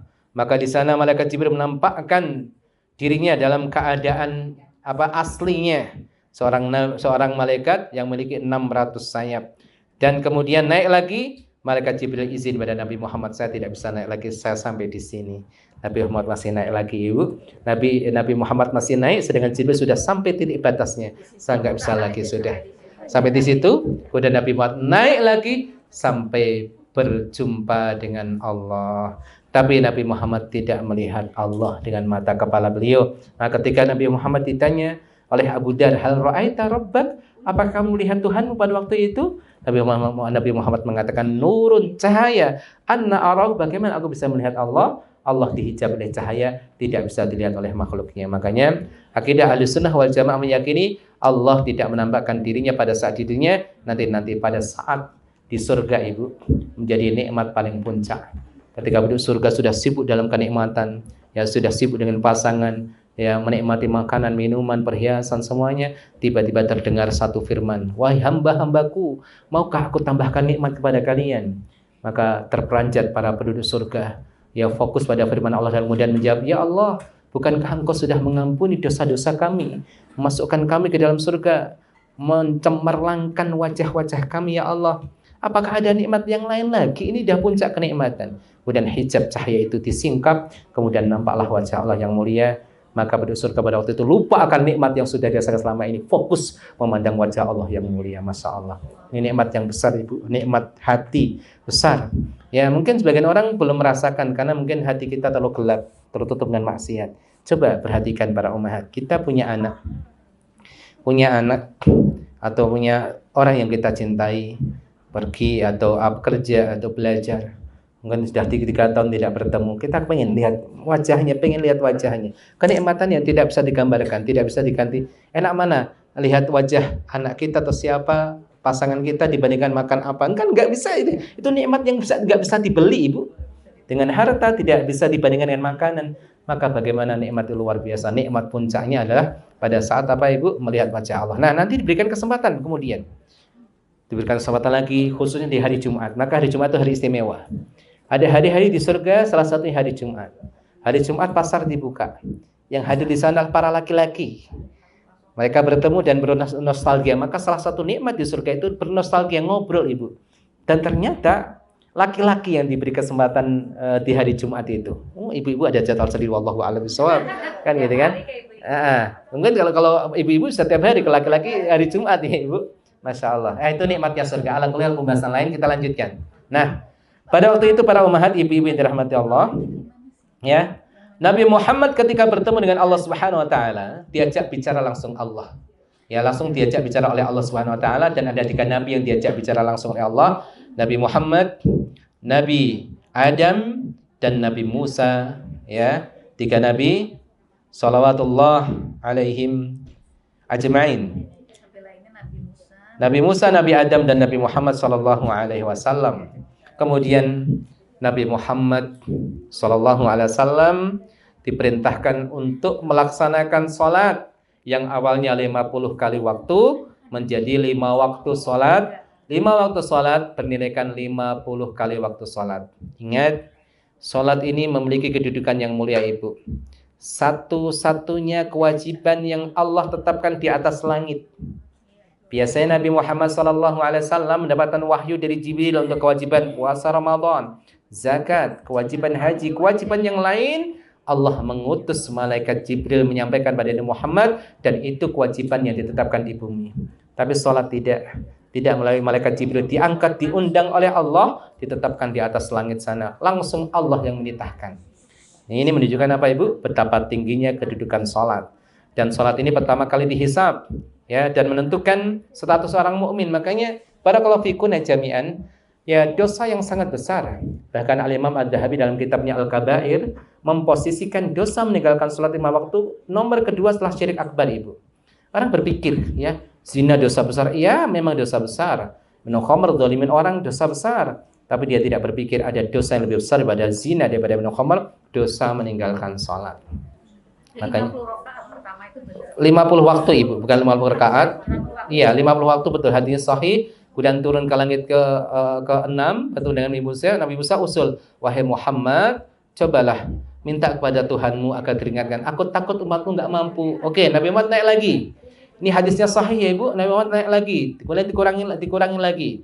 Dikurangi. Jadi 10 sampai 5. Nabi Muhammad diperintah Nabi Musa, cobalah nego lagi. Enggak, aku sudah malu, enggak mau lagi minta kepada Rabbku. Akhirnya terdengar firman Allah, telah kewajibkan, ya, salat bagi umatmu 5 kali waktu senilai 50 kali waktu.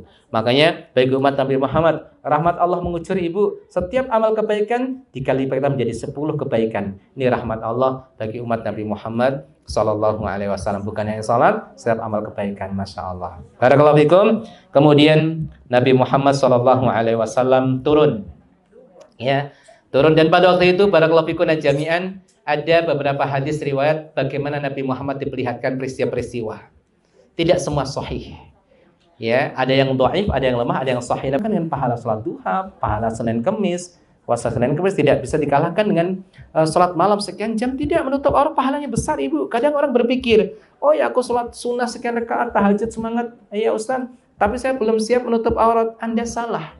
Ya, Anda salah di sini. Maka pahala menutup aurat jauh lebih besar dibandingkan pahala duha kita, pahala Senin Kamis kita, pahala tahajud kita. Karena duha itu sunnah, qiyamul lail sunnah, puasa Senin Kamis itu sunnah. Dan sunnah itu hiasan Ibu, tidak bisa mengganti kewajiban yang sengaja ditinggal. Ingat, mulai dengan yang wajib, karena itu adalah tanda cinta hamba kepada Allah Subhanahu wa taala. Kita sampaikan nasihat ini pada para akhwat, ya, kaum muslimah, hati-hati. Kadang-kadang mereka menganggap kewajiban itu seperti makanan prasmanan, mana yang suka diambil, mana yang tidak suka ditinggalkan. Ingat Ibu, mulai dari yang wajib. Satu amal wajib yang ringan tidak bisa dikalahkan dengan pahala amalan sunnah walaupun besar, walaupun banyak. Ya, ini tentang sholat, hati-hati. Sholat adalah sesuatu yang paling penting setelah mentauhidkan Allah Subhanahu wa taala. Rasulullah sallallahu alaihi wasallam turun. Ya, turun ke Baitul Maqdis, kemudian ya menaiki buruk lagi kembali ke Mekah. Nah, beliau sampai ke Mekah itu masih sempat Ibu, masih sempat tidur sesaat sebelum subuh. Dan beliau tidak salat subuh, belum melaksanakan subuh seperti saya sampaikan kepada para ummahat. Salat yang pertama kali yang dilakukan oleh Nabi Muhammad setelah Isra dan Mi'raj ada salat zuhur. Subuhnya belum salat Nabi Muhammad. Walaupun ada yang mengatakan Nabi Muhammad salat subuh di Baitul Maqdis. Setelah turun dari Mi'raj, mampir ke Baitul Maqdis untuk salat mengimami para nabi, para rasul. Tapi pendapat yang kuat, salat beliau mengimami para nabi, para rasul terjadi sebelum Mi'raj. Ya, sebelum naik, bukan setelah turun. Ya, karena memang kalau setelah turun salat subuh, tapi ini bertentangan dengan nas bagaimana Nabi Muhammad itu salat pertama kali bukan salat subuh, tapi salat zuhur. Makanya Nabi Muhammad kemudian tidur sesaat dari sebagian malam. Jadi tidak semalam utuh Ibu. Sebagian malam dilakukan perjalanan di dalamnya Isra dan Mi'raj Nabi Muhammad SAW. Kemudian peristiwa itu diceritakan kepada Abu Jahal. Namun Abu Jahal manusia tidak beriman, malah mengumpulkan orang-orang dan mengatakan, itu Muhammad orang gila, menceritakan bahwa dia itu melakukan Isra dan Mi'raj jalan malam hari kemudian naik ke atas, orang gila itu. Akhirnya sebagian orang beriman mulai goyah. Wah, kalau kayak gini dipikir-pikir nggak benar juga ini ngomong nggak jelas nih. Ini Muhammad nih. Sampai sebagian orang beriman terganggu imannya karena provokasi mereka orang kafir. Datanglah kepada Abu Bakar Ibu. Siapa Abu Bakar? Sebut As-Siddiq, orang yang membenarkan. Kemudian ceritakan, wahai Abu Bakar, temanmu, sahabatmu itu Muhammad mengatakan ini dan ini. Kemudian dia mengatakan, siapa yang mengatakan Muhammad? Selama yang mengatakan itu Muhammad, aku percaya. Selama itu mengatakan Muhammad, aku percaya. Imannya sudah mentok Ibu. Ya sudah, mau apa lagi? Ya, kalau itu mengatakan Muhammad, saya percaya. Sampai kemudian Nabi Muhammad Ibu menceritakan. Ya, ada kafilah-kafilah yang melakukan perjalanan. Nabi Muhammad lihat ketika Isra berjalan melihat, oh kafilah ini. Setelah berapa hari datang ke Mekah, persis yang diceritakan oleh Nabi. Ya, jumlah kafilah ini dia membawa kendaraan ini memuat barang seperti ini diceritakan oleh Nabi Muhammad. Kan tidak seperti hari ini Ibu, ada HP, foto-foto status. Ini anggota safar berapa? Ini siapa amirnya, pimpinannya, bisnya apa, kan bisa. Ini dulu belum ada. Nabi Muhammad menyampaikan mukjizat. Akan datang sekian hari lagi kafilah ini jumlahnya sekian, kendaraan sekian, perbekalan sekian, diceritakan Nabi Muhammad SAW. Itu pun banyak orang nggak percaya Ibu. Makanya berbicara tentang keimanan itu hati. Makanya kalau Allah buka hati seseorang, tidak ada satupun yang bisa menutupnya. Tapi siapapun yang ditutup hatinya oleh Allah, tidak ada satupun orang yang mampu membukanya. May yahdihillahu fala mudhillalah wa may yudlil fala hadiyalah. Barakallahu fikum. Ya, para ummahat yang dirahmati Allah Subhanahu wa taala. Jadi satu peristiwa ini mukjizat Nabi, bahwasanya Nabi Muhammad Isra dan Mi'raj dengan ruh dan jasad, bukan dalam mimpi ya Ibu. Kalau mimpi bukan mukjizat. Ibu mungkin pernah mimpi terbang. Ya, pernah Ibu. Tafsirnya macam-macam ya. Ya, ada yang mengatakan kalau kalau orang mimpi terbang itu dekat ajalnya. Tapi nggak usah dipikirkan tafsir mimpi. Jadi orang kadang pusing. Waduh, ya, tafsir mimpi itu ada ilmunya Ibu, nggak sembarangan. Bahkan kalau itu buruk jangan ditakwilkan. Orang datang terjadi, oh, Pak saya mimpi gini, ya insya Allah baik. Karena pernah terjadi Ibu, pada zaman Nabi Muhammad ada seorang wanita mimpi tiang rumahnya roboh. Ya, dia dalam keadaan hamil. Datang pada Nabi Muhammad mengatakan, nah suami kamu akan pulang karena suaminya safar berdagang. Suami kamu pulang, anak kamu lahir dalam keadaan selamat. Datang lagi kedua, hamil kedua seperti itu, suaminya pergi belum pulang. Nabi Muhammad mengatakan suami pulang, anak selamat. Hamil ketiga, ketika mendatangi Nabi Muhammad nggak ada, yang ada Sayyidah Aisyah. Wahai Aisyah, saya mimpi seperti ini. Aisyah mengernyitkan dahinya. Wah, ini dia. Ini suamimu mati nih katanya. Anakmu jadi orang jahat nih. Bener Ibu, suaminya mati, anaknya durhaka. Kemudian Sayyidah Aisyah ditegur oleh Nabi, wahai Aisyah, jangan tafsirkan sembarangan karena mimpi itu terjadi sesuai dengan tafsir yang disampaikan. Makanya kalau baik tafsirkan yang baik, kalau buruk diam. Ya, diam. Ya, harapan kita itu tidak terjadi. Walaupun tafsir mimpi itu berbeda, Ibu. Antara satu dengan yang lain, dengan mimpi yang sama itu terkadang berbeda, padahal mimpinya sama. Ya tergantung yang mimpi siapa. Orang soleh atau orang jahat berbeda, Ibu. Makanya pernah datang kepada Ibnu Sirin dua orang yang berbeda mimpinya sama. Yang satu mimpi adzan. Wahai Ibnu Sirin, saya mimpi adzan. Apa kata beliau? Insya Allah haji. Karena dalam nanti ayat surah Al-Hajj itu adzan artinya pengumuman. Allah mengatakan wa'adzin. Sampaikan pada orang-orang untuk melaksanakan haji. Adzin itu sampaikan. Maka orang mimpi adzan salah satunya adalah apa? Takwilnya akan haji. Yang satu lagi juga mengatakan wahai Ibnu Sirin, saya mimpi adzan. Apa kata Rasulullah? Kamu taubat, kamu pencuri. Benar, dia pencuri, Ibu. Padahal sama-sama adzan.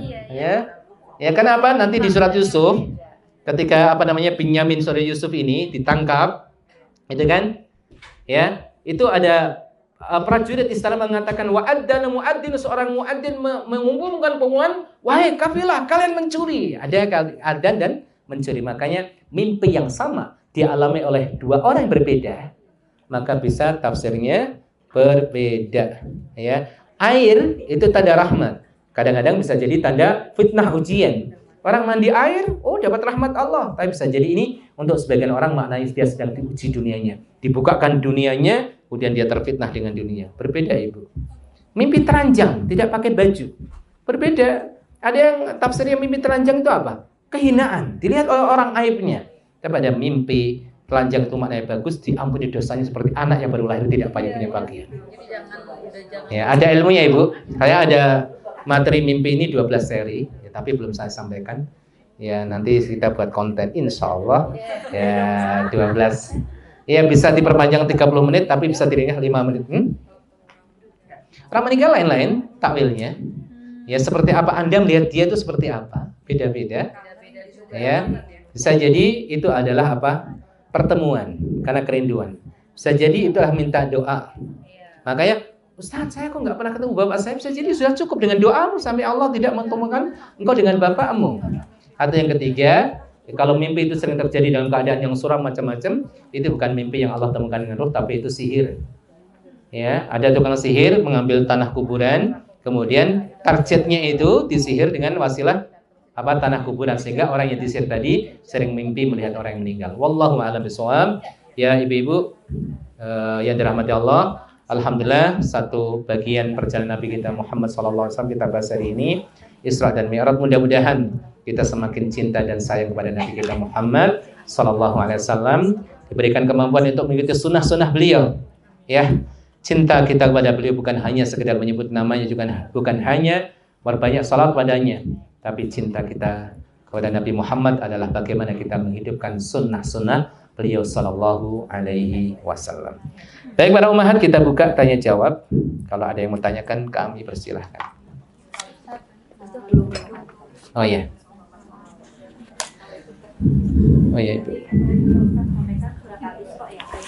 Iya.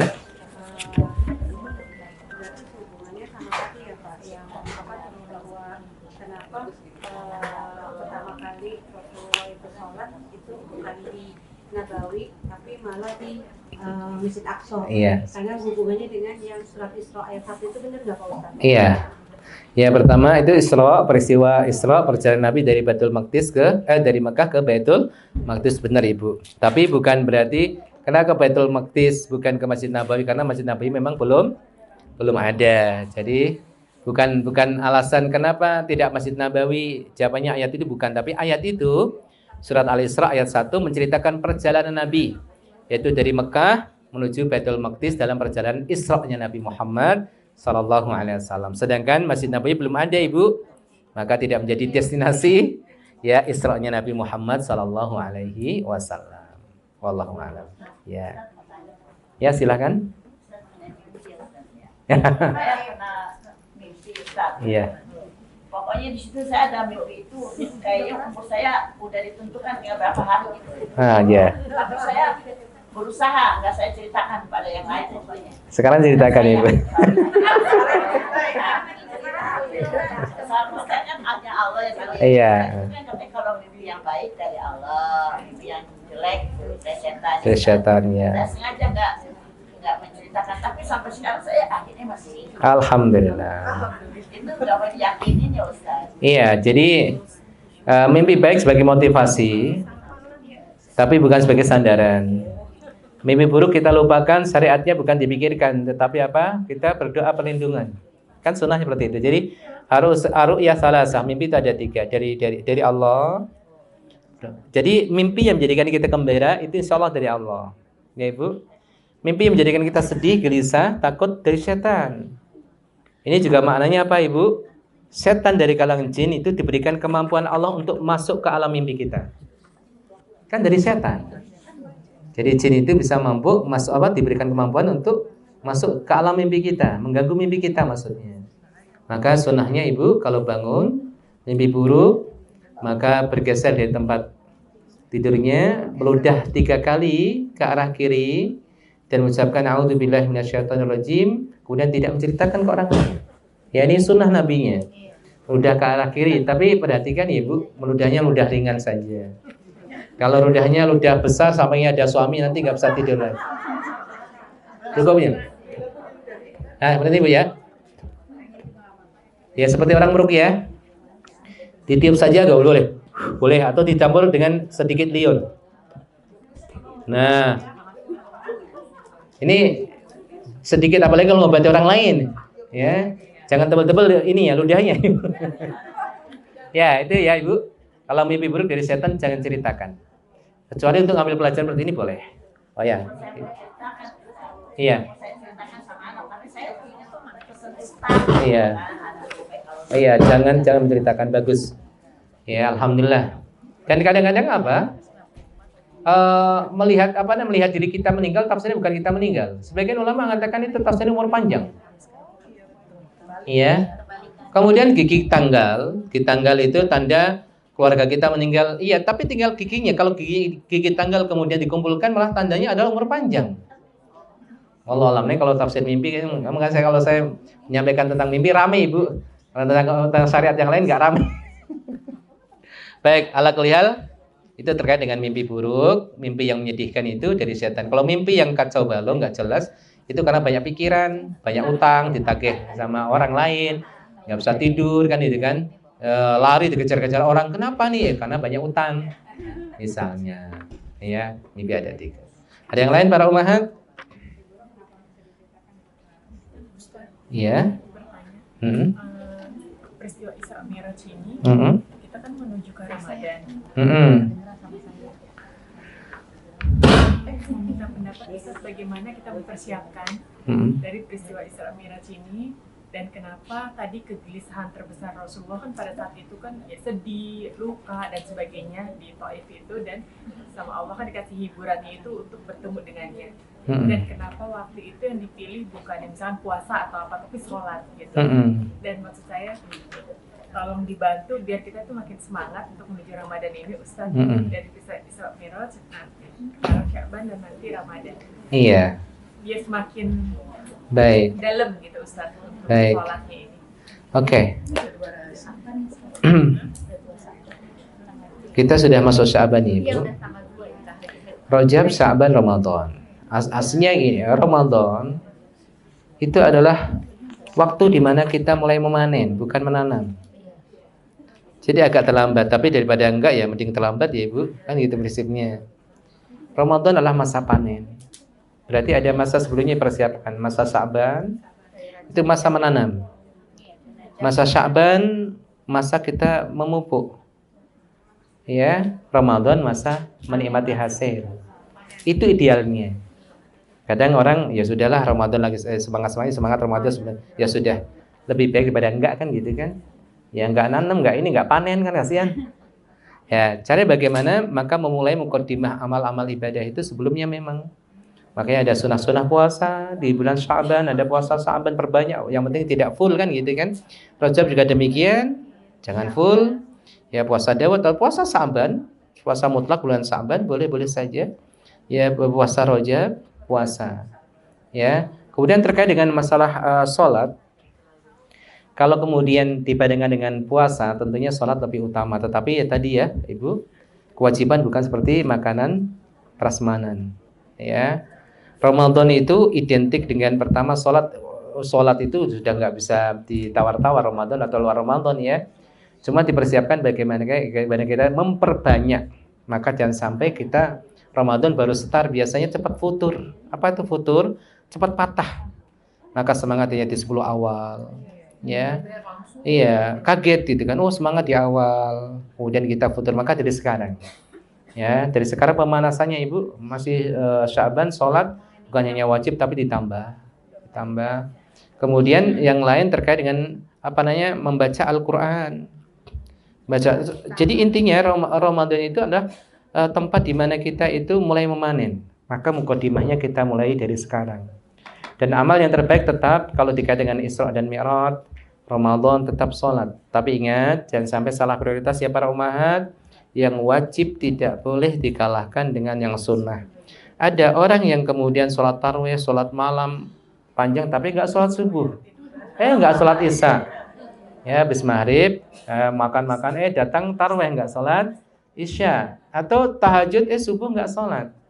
Ingat, prioritasnya apa Ibu?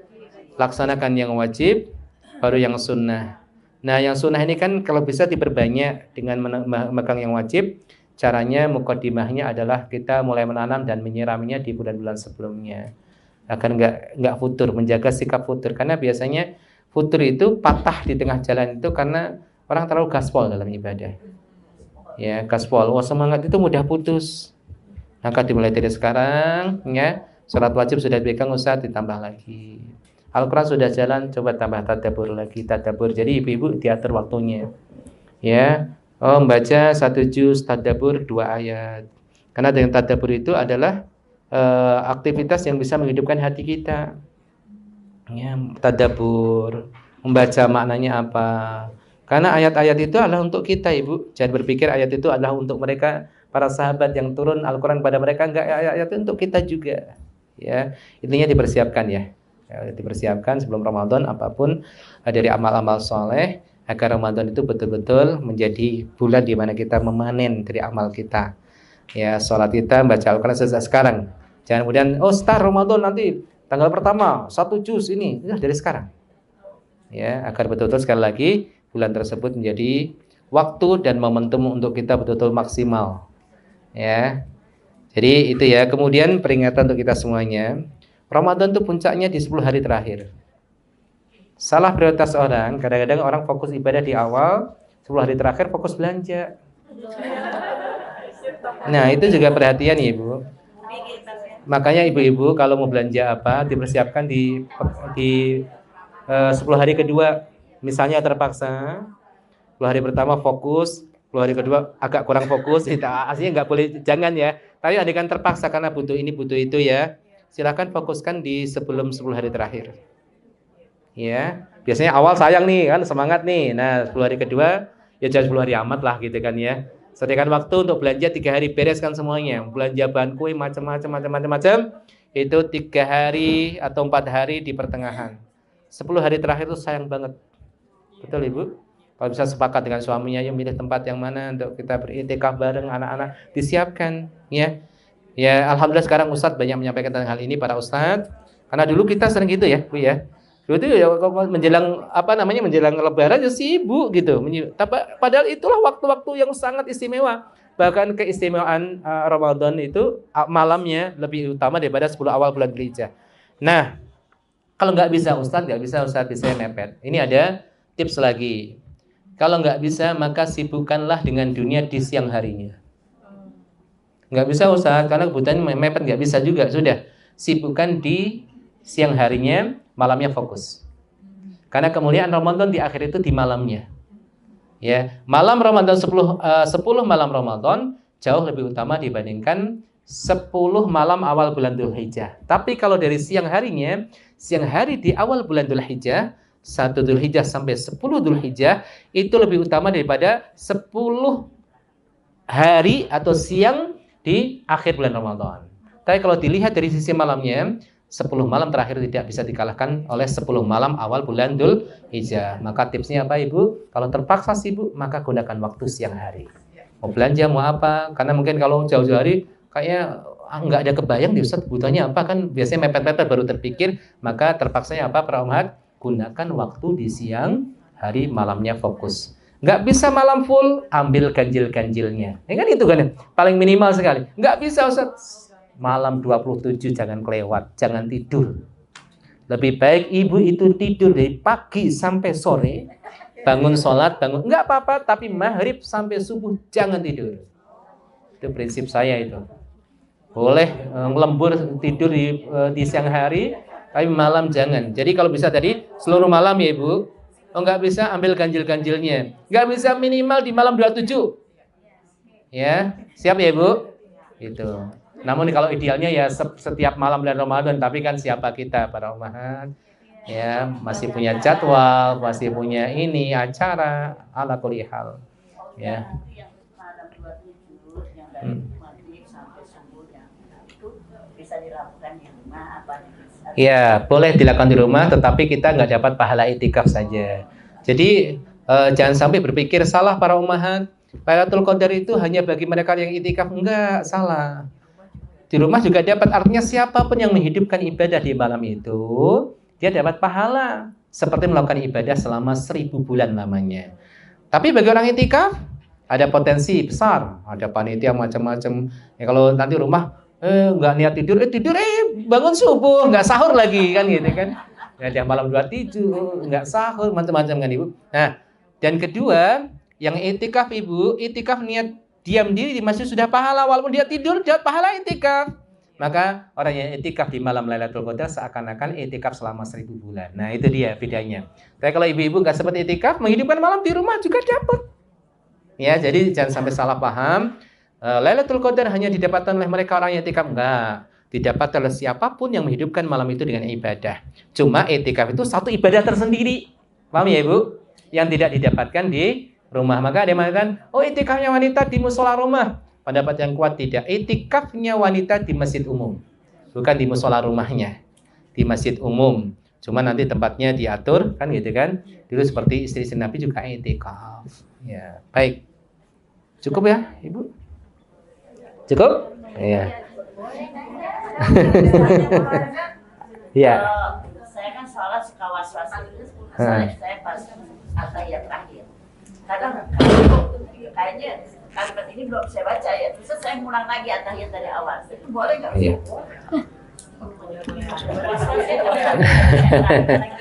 Iya, jawabannya boleh Ibu. Yang nggak boleh itu menukar bacaan. Itu kalau bacaan rukun diukar bisa sujud sahwi. Misalnya Al-Fatihah dibaca saat tasyahud nggak boleh. Ya, sujud sahwi. Jadi kalau bacaan diulang nggak apa-apa. Fatihah juga baca lagi dari awal nggak apa-apa. Tasyahud juga demikian boleh. Ya, khususnya bagi orang salat sendirian ya Ibu. Kalau berjamaah jadi imam, fokuslah, kasihan kan gitu kan. Dia sampai Allahumma sholli ala ragu at-tahiyatul ragu lagi makmumnya lama nunggunya. Makanya doa sebelum salam itu doa yang bagus dibaca ya Ibu. Tapi diharapkan bagi imam jangan panjang-panjang. Kalau pengen diperpanjang doa macam-macam, misalnya doa sebelum salam setengah jam boleh. Tapi jangan waktu jadi imam. Apalagi imamnya di masjid safar, masjid stasiun, masjid ini kan gitu kan. Ya, sholat maghrib bacanya Al-Baqarah. Nah, itu kereta lewat pusing nih Ibu. Kalau terjadi seperti itu bagaimana? Kalau terjadi seperti itu, imamnya nggak ngerti sedangkan kita hajat, ada solusinya. Namanya mufarokoh. Niat untuk menyelesaikan sendiri, misalkan dari jamaah itu boleh. Mufarokoh namanya. Nanti di searching. Kan salah satu guru kita kan mufarokoh. Iya duluan, karena kita pengen menyelesaikan sendiri, tapi nggak dapat pahala jamaah. Karena misalnya kita punya hajat, Ibu punya hajat janjian sama orang, ya kan? Imamnya bacanya setengah juz, imamnya lagi semangat, lagi murojaah tahfidz, lalu rukuk sendiri ini sendiri, lewatin sendiri. Gimana? Itu terjadi perbedaan pendapat. Apakah ada jamaah dari awal sampai ia berhenti memutuskan jamaah atau tidak? Ya, Ada yang mengatakan dapat, ada yang mengatakan enggak, karena sholat itu satu rangkaian utuh, nggak bisa dicicil. Ya kan gitu, satu rangkaian awal sampai akhirnya satu rangkaian. Kan gitu kan? Nanti seperti wudhu macam-macam, nah itu terjadi perbedaan. Apakah dia dapat pahala sampai ia berhenti mengikuti jamaah, pahala jamaah, wallahu a'lam bishawab. Tapi dia secara fikih boleh. Maaf tadi, kalau tadi misalkan ada lupa bacaan, katakanlah saat duduk di antara dua sujud harusnya Robik Firli, kan? Robik Firli. Bacanya malah atahiyat, tapi langsung ingat baca lagi, akhirnya baca Robik Firli. Iya, nggak apa. Ada dua pendapat. Ada dua pendapat, Ibu. Ada yang mengatakan setiap bacaan rukun saja yang dianggap. Tapi kalau bacaan di antara dua sujud bukan rukun. Iya, ada satu pendapat mengatakan. Iya, iya. Berhubungan dengan ini juga. Kadang-kadang kamu Pak Al-Fatihah langsung sebelum kamu sudah buka. Itu apakah harus sujud sahwi? Sunnah. Jadi sujud sahwi itu hukumnya sunnah. Hukum sujud sahwi itu baik sholat wajib maupun sholat sunnah itu hukumnya sunnah. Kecuali bagi makmum yang imamnya sujud sahwi dia wajib. Tapi kalau imam atau sedang sholat sendirian itu sujud sahwi hukumnya sunnah. Andai kan nggak sujud sahwi nggak masalah. Ya. Tapi kalau lupa nggak baca Al-Fatihah, Al-Fatihah itu rukun, Ibu. Beda lagi. Jadi kalau nggak baca Al-Fatihah gini, ini sedikit, ini terakhir ya Ibu. Saya sampaikan. Bagaimana orang yang lupa tidak melakukan rukun atau tidak membaca rukun? Ini penting sekali. Ya, ini penting sekali, Ibu. Banyak orang salah di sini. Nah, orang yang meninggalkan rukun misalnya tidak membaca Al-Fatihah atau tidak baca Al-Fatihah, misalnya. Dia ingat pada satu kondisi belum bertemu dengan rukun yang semisal. Berarti rukun yang semisal, Al-Fatihah semisal kan, di rakaat kedua baru ketemu lagi kan. Tapi dia ingat di waktu di mana belum sampai rukun yang semisal. Contohnya apa? Ketika sujud yang pertama. Ingat, tadi belum baca Al-Fatihah. Atau ragu, tadi dia baca belum ya? Nah, ragu atau ingat dia belum sama, langsung berdiri. Langsung berdiri, baca Al-Fatihah, lanjut lagi, ruku, tidak dengan habis baca Al-Fatihah loncat sujud. Paham Ibu? Berdiri langsung, ya, langsung baca Al-Fatihah, ruku, karena ruku yang dilakukan sebelum tadi baca Al-Fatihah tidak dianggap. Al-Fatihah, kemudian ruku, i'tidal, sujud, normal, lanjut, dan nanti ditambah lagi sujud sahwi. Atau ketika dia lupa rukun, ingatnya di rakaat berikutnya, rukun yang semisal. Ketika rakaat kedua, dia ingat, tadi rakaat pertama udah baca belum ya? Kok ragu ya? Ragu atau ingat, belum baca deh. Apakah balik ke rakaat pertama? Jawabannya enggak. Tetap lanjut, tapi rakaat pertama di cancel, dianggap tidak ada. Jadi enggak boleh kemudian, kembali niat ya? Enggak benar. Jadi rakaat pertama dianggap tidak ada. Jadi setelah duhurnya jadi 5 rakaat. Rakaat pertamanya dianggap tidak ada. Seperti itu. Kalau itu beda lagi Bu. Lupa rakaat itu nanti dibangun di atas jumlah yang paling sedikit. Kalau Ibu ragu, lupa jadi ragu, ini 2 atau 3, yakinkan 2. Dan nanti sujud sahwi. Nah, dalam hal ini perbedaan pendapat dalam mazhab Syafi'i ada 3 cara. Ada 3 cara. Pertama yaitu ketika imamnya berhenti. Ghairil maghdubi 'alaihim amin, kita baru baca Al-Fatihah. Tapi kalau diperkirakan imam kadang cepat habis itu langsung surat ya, kita enggak fokus, malah boleh membaca setelah ayat. Bismillahirrahmanirrahim. Bismillahirrahmanirrahim. Alhamdulillahirabbil alamin. Alhamdulillahirabbil alamin. Enggak, kalau dalam hati itu enggak baca Ibu, diucapkan. Tapi kalau Ibu ngambil pendapat Imam Abu Hanifah enggak perlu baca. Ini saya ngambil pendapat Imam Syafi'i karena Ibu nanya kapan bacanya kan? Berarti mazhab Syafi'i. Tapi kalau bagaimana hukumnya? Wah, ini panjang pembahasannya. 1 majelis lagi 1 jam lagi mau. Ya, saya yang belum mau nih. Baik. Ya, jadi itu yang kedua. Atau yang ketiga, ngikuti bacaan imam tapi jangan mendahului. Bismillah, kita juga Bismillahirrahmanirrahim. Kita khim berapa detik ini. Jadi mengikuti bacaan imam tapi jangan mendahului. Makro. Ada 3 cara. Ya. Kita sholat mengikuti imam Fatihah. Jadi kadang kita ngikutin imam aja Al-Fatihahnya gitu. Ya, tapi jangan mendahului. Nah, jangan mendahului. Kalau misalnya ngikuti, kalau amannya sih ketika dia membaca Ar-Rahmanir Rahim. Ibu baru baca Ar-Rahmanir Dan Rahim. dia baca Al-Fatihah Imam, terus kita dalam hati baca artinya gitu. Ya, kalau dalam hati nggak ngaruh, nggak masalah. Tapi tidak dianggap baca. Karena kalau dalam hati tidak dianggap baca, Ibu. Makanya kalau orang takbir nggak ngucapkan nggak sah salatnya. Ucapkan, apalagi rukun, sebagian ulama mengatakan rukun itu harus dilafalkan, bukan hanya menggerakkan bibir, dengarkan ke telinga kita. Allahu Akbar. Takbiratul ihram, kalau takbir intikal itu nggak wajib. Takbir pertama. Tapi kalau takbir itu ucapkan. Kalau membaca itu dilafalkan, jangan dibatin. Kan ada orang sholat berhenti. Merasa baca, kamu nggak baca.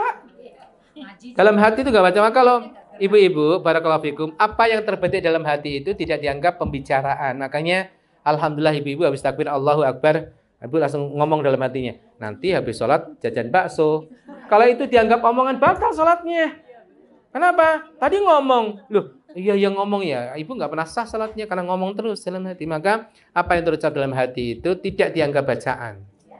Makanya kalau hati-hati sholat, at-tahiyat itu diucapkan at-tahiyatul mubarakatus shalawatut thayyibat. Bukan? Itu belum baca, itu ngalamun. Nggak boleh. Harus dilafalkan. Nah, terdengar itu khususnya untuk rukunnya. Sir, ya. Saya ulang lagi sebentar. Kalau misalnya Kalau jamaah kan nggak usah kita dengerin pada aja. saat udah rakaat pertama nih, masih rakaat pertama, kemudian masuk surat, habis itu ingetin nggak kayak Al-Fatihah belum? Jadi Ulang lagi ya, Al-Fatihah Al-Fatihah. tanpa mengulang lagi. Iya, nggak perlu. Tetap sujud sahwi atau tidak? Kalau masih apa? Kalau masih di berdiri apa namanya? Belum rakaat pertama saja. Belum. Nggak usah. Ulang. Karena belum masuk rukun berikutnya. Karena baca surat bukan rukun ya. Ya. Kalau baca surat itu belum rukun. Tapi kalau sudah rukun itu sujud sahwi. Ada di situ kita sering sering ninggalin sholat lah dulu ya. Terus ada yang ini katanya bisa dikerjain di kodok katanya sholat kita. Itu gimana Mas? Iya, pendapat yang kuat diqadha. Pendapat yang lemah itu diganti dengan sholat sunnah, tapi ini lemah. 4 madhab Hanafi, Maliki, Syafi'i, Hambali qadha. Caranya bagaimana? Kalau utangnya 10 tahun ya kita sholat subuh 2 kali. Yang pertama ada, yang kedua adalah qadha. Kalau kuat 3 kali, kalau enggak ya dicicil saja. Di qadha ini pendapat jumhur yang kuat, karena yang wajib nggak bisa diganti dengan sunnah, Ibu. Ya, jadi di qadha dan kita istighfar pada Allah. Kalau dulu saya megang pendapat yang tidak di qadha, tapi pendapat lemah ternyata. Jadi di qadha semampu kita. Katanya sholat yang tidak bisa dibayar itu sholat katanya. Iya. Bahkan ketika orang punya utang sholat, apakah nanti bayar fidyah atau ini? Ada yang mengatakan dalam madhab Syafi'i, tapi bukan pendapat yang utama, bayar fidyah. Tapi ini bukan pendapat yang kuat. Beda dengan saum. Ya. Walaupun ada yang mengatakan saum saja dibayar fidyah, apalagi sholat. Itulah pendapat ulama yang sangat luas sekali. Sangat luas. Ada yang mengatakan iya, diganti. Ya, diganti oleh walinya, kalau enggak dibayar fidyah. Ya. Tapi ada yang mengatakan tidak. Tapi untuk diri kita sendiri alhamdulillah masih hidup, yang punya hutang dibayar sholatnya. Ya. Bayar hutang sholat lebih utama dibandingkan bayar hutang saum. Karena kewajiban sholat lebih berat daripada kewajiban saum. Kalau utangnya banyak dicicil, sampai meninggal belum lunas, kita sudah niat bayar hutang kita. Allah insya Allah lunasi, yang penting niatnya dan usahanya. Niatnya gimana dok baca dok gitu. Niatnya bagaimana? Ada pasien baru nih.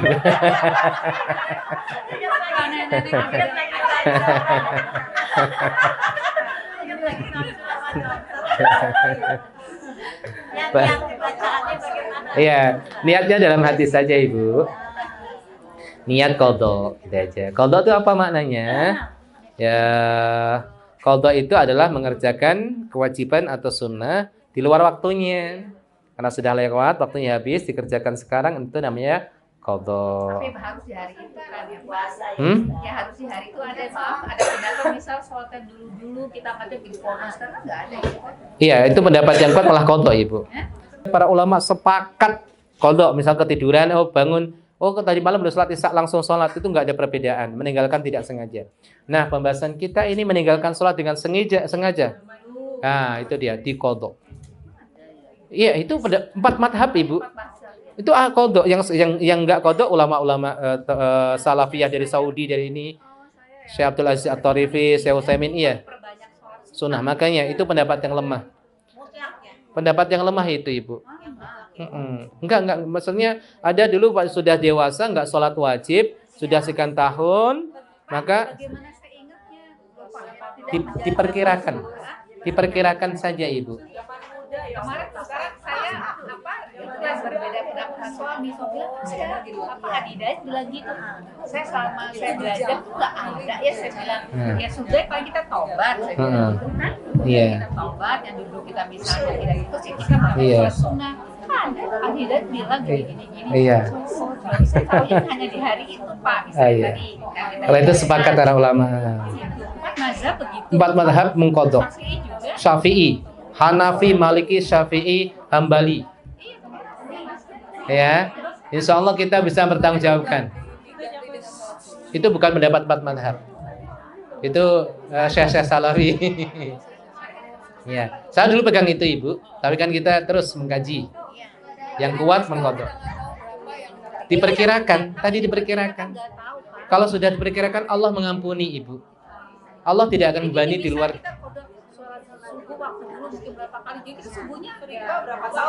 Sekuatnya, misalnya kuatnya ya 2 kali cicil aja terus. Nggak harus subuh, itu untuk memudahkan saja. Nggak harus subuh. Nah, kapan saja. Misalnya lagi longgar nih, niat qadha, sholat apa, gitu boleh. Saya kenapa dilakukan di waktu subuh untuk memudahkan saja, karena hutangnya terlalu banyak. Ya, misalnya anak kita masih dulu ini kan gitu lalai. Iya. Bolong-bolong gitu ya. Iya.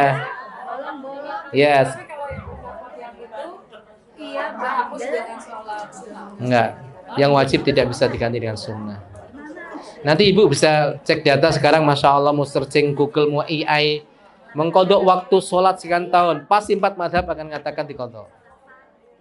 Saya baca juga yang mengerti mengqadha, Syekh Muhammad Al-Utsaimin, Syekh bin Baz tidak mengqadha, saya tahu itu. Tapi bukan pendapat yang saya ambil. Ya, 4 mazhab mengqadha, 4 mazhab, catatannya Ibu, 4 mazhab. Banyak yang enggak pakai mazhab. Banyak masalah mereka yang pakai mazhab. Ya, atau mazhab dohiri. Bukan banyak, ada berapa masalah enggak ngikuti mazhab. Yang enggak wajib, Ibu, enggak wajib ngikut mazhab, enggak, tapi ngikuti pendapat yang kuat. Dan saya lihat pendapat ini kuat, mengqadha. Ya, yang ditinggalkan tidak sengaja aja wajib qadha, yang sengaja kok enggak wajib qadha, enak banget. Ya, ibarat utang enggak sengaja wajib bayar, yang utang sengaja enggak wajib bayar. Ya. Jadi memang khilafiyah, tapi 4 mazhab itu qadha salat wajib. Kapan dilakukan? Semampunya. Ya, kok nggak bisa ngitung? Allah tidak akan bebankan sesuatu yang di luar kemampuan saya. Kita tidak diperintahkan untuk memastikan berapa kan? Oh, kelihatannya saya 3 tahun deh saat waktu itu saya nggak sholat. Ya sudah, Bismillah. Jadi Kapan saja bisa. Kalau itu untuk mudahkan. Nggak. Boleh. Nggak harus waktu sholat. Kalau waktu sholat, kenapa saya sampaikan? Untuk mudahkan saja. Ya kan? Untuk mudahkan saja. Nggak harus langsung, Ustaz, saya utang 10 tahun, duhurnya 10 kali. Kalau kuat silahkan, kalau enggak apa-apa. Dengan kita sudah memulai membayar mencicil, itu sudah dianggap membayar. Sudah mulai niatnya. Niatnya bayar, qadha. Ya. Iya. Tahun kapannya enggak usah ini. Kayak tahun kapan ya, tanggal berapa enggak. Susah itu, Ibu. Qadhaan. Adaan diganti qadhaan. Jangan diucapkan, Ibu. Ya, maksudnya gimana? Niat itu dalam hati. Kalau mau diucapkan sebelum takbir. Ya, karena kalau udah takbir jangan ngomong batal salatnya. Batal. Kalau enggak, cukup dalam hati, Ibu. Jangan sampai kemudian orang tanya, Bu, enggak tahajud, enggak hafal niatnya, itu modus. Ya, tenang melafalkan niat, terjadi perbedaan pendapat. Kalau enggak, dalam hati cukup. Ya, untuk memudahkan, ya Ibu. Untuk memudahkan. Misalnya bahasa Indonesia, soalnya enggak masalah. Yang penting belum mulai kan sholat itu kan mulai dari takbir. Mau sholat isya, qadha. Allah. Itu enggak apa-apa, karena yang penting bukan ketika takbir.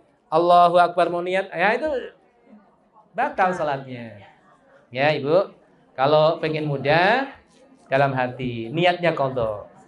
Hati. Kalau ibu melafalkan niat tapi salah dengan hati, misalnya ibu sholat duhur, ibu melafalkan belum takbir. Sholat misalnya sholat duhur, tapi dalam hati sholat asar, nggak sah walaupun ucapannya benar. Iya. Itu ya tentang melafalkan niat. Madhab Syafi'i, madhab Maliki pakai. Tapi kalau memberatkan nggak usah. Innamal a'malu binniyat dalam hati. Yang penting fokus ya ibu, jangan sampai nggak fokus niat. Kadang kenapa orang itu para ulama mengajarkan kita melafalkan gitu ya? Karena kadang orang tuh nggak fokus ibu, takbir baca iyyaka na'budu wa iyyaka nasta'in. Duhur apa asar ya? Duhur. Asar dia asar. Bukan duhur. Kok Anda nggak fokus sudah iyyaka na'budu? Paham ibu? Maka fokuskan ketika takbir Anda tuh sholat apa. Ya. Ya, ibu ya. Walaupun orang melafalkan tapi nggak fokus nggak sah. Ya, orang melafalkan niat sebelum takbir artinya nggak fokus nggak sah. Fokus sholat apa itu fokus ketika takbir itu. Karena kadang-kadang lisan dengan hati berbeda. Sudah waktunya ya. Insyaallah. Sudah adzan ya, Ibu. Cukup Ibu, cukup. Nanti kapan lagi insyaallah.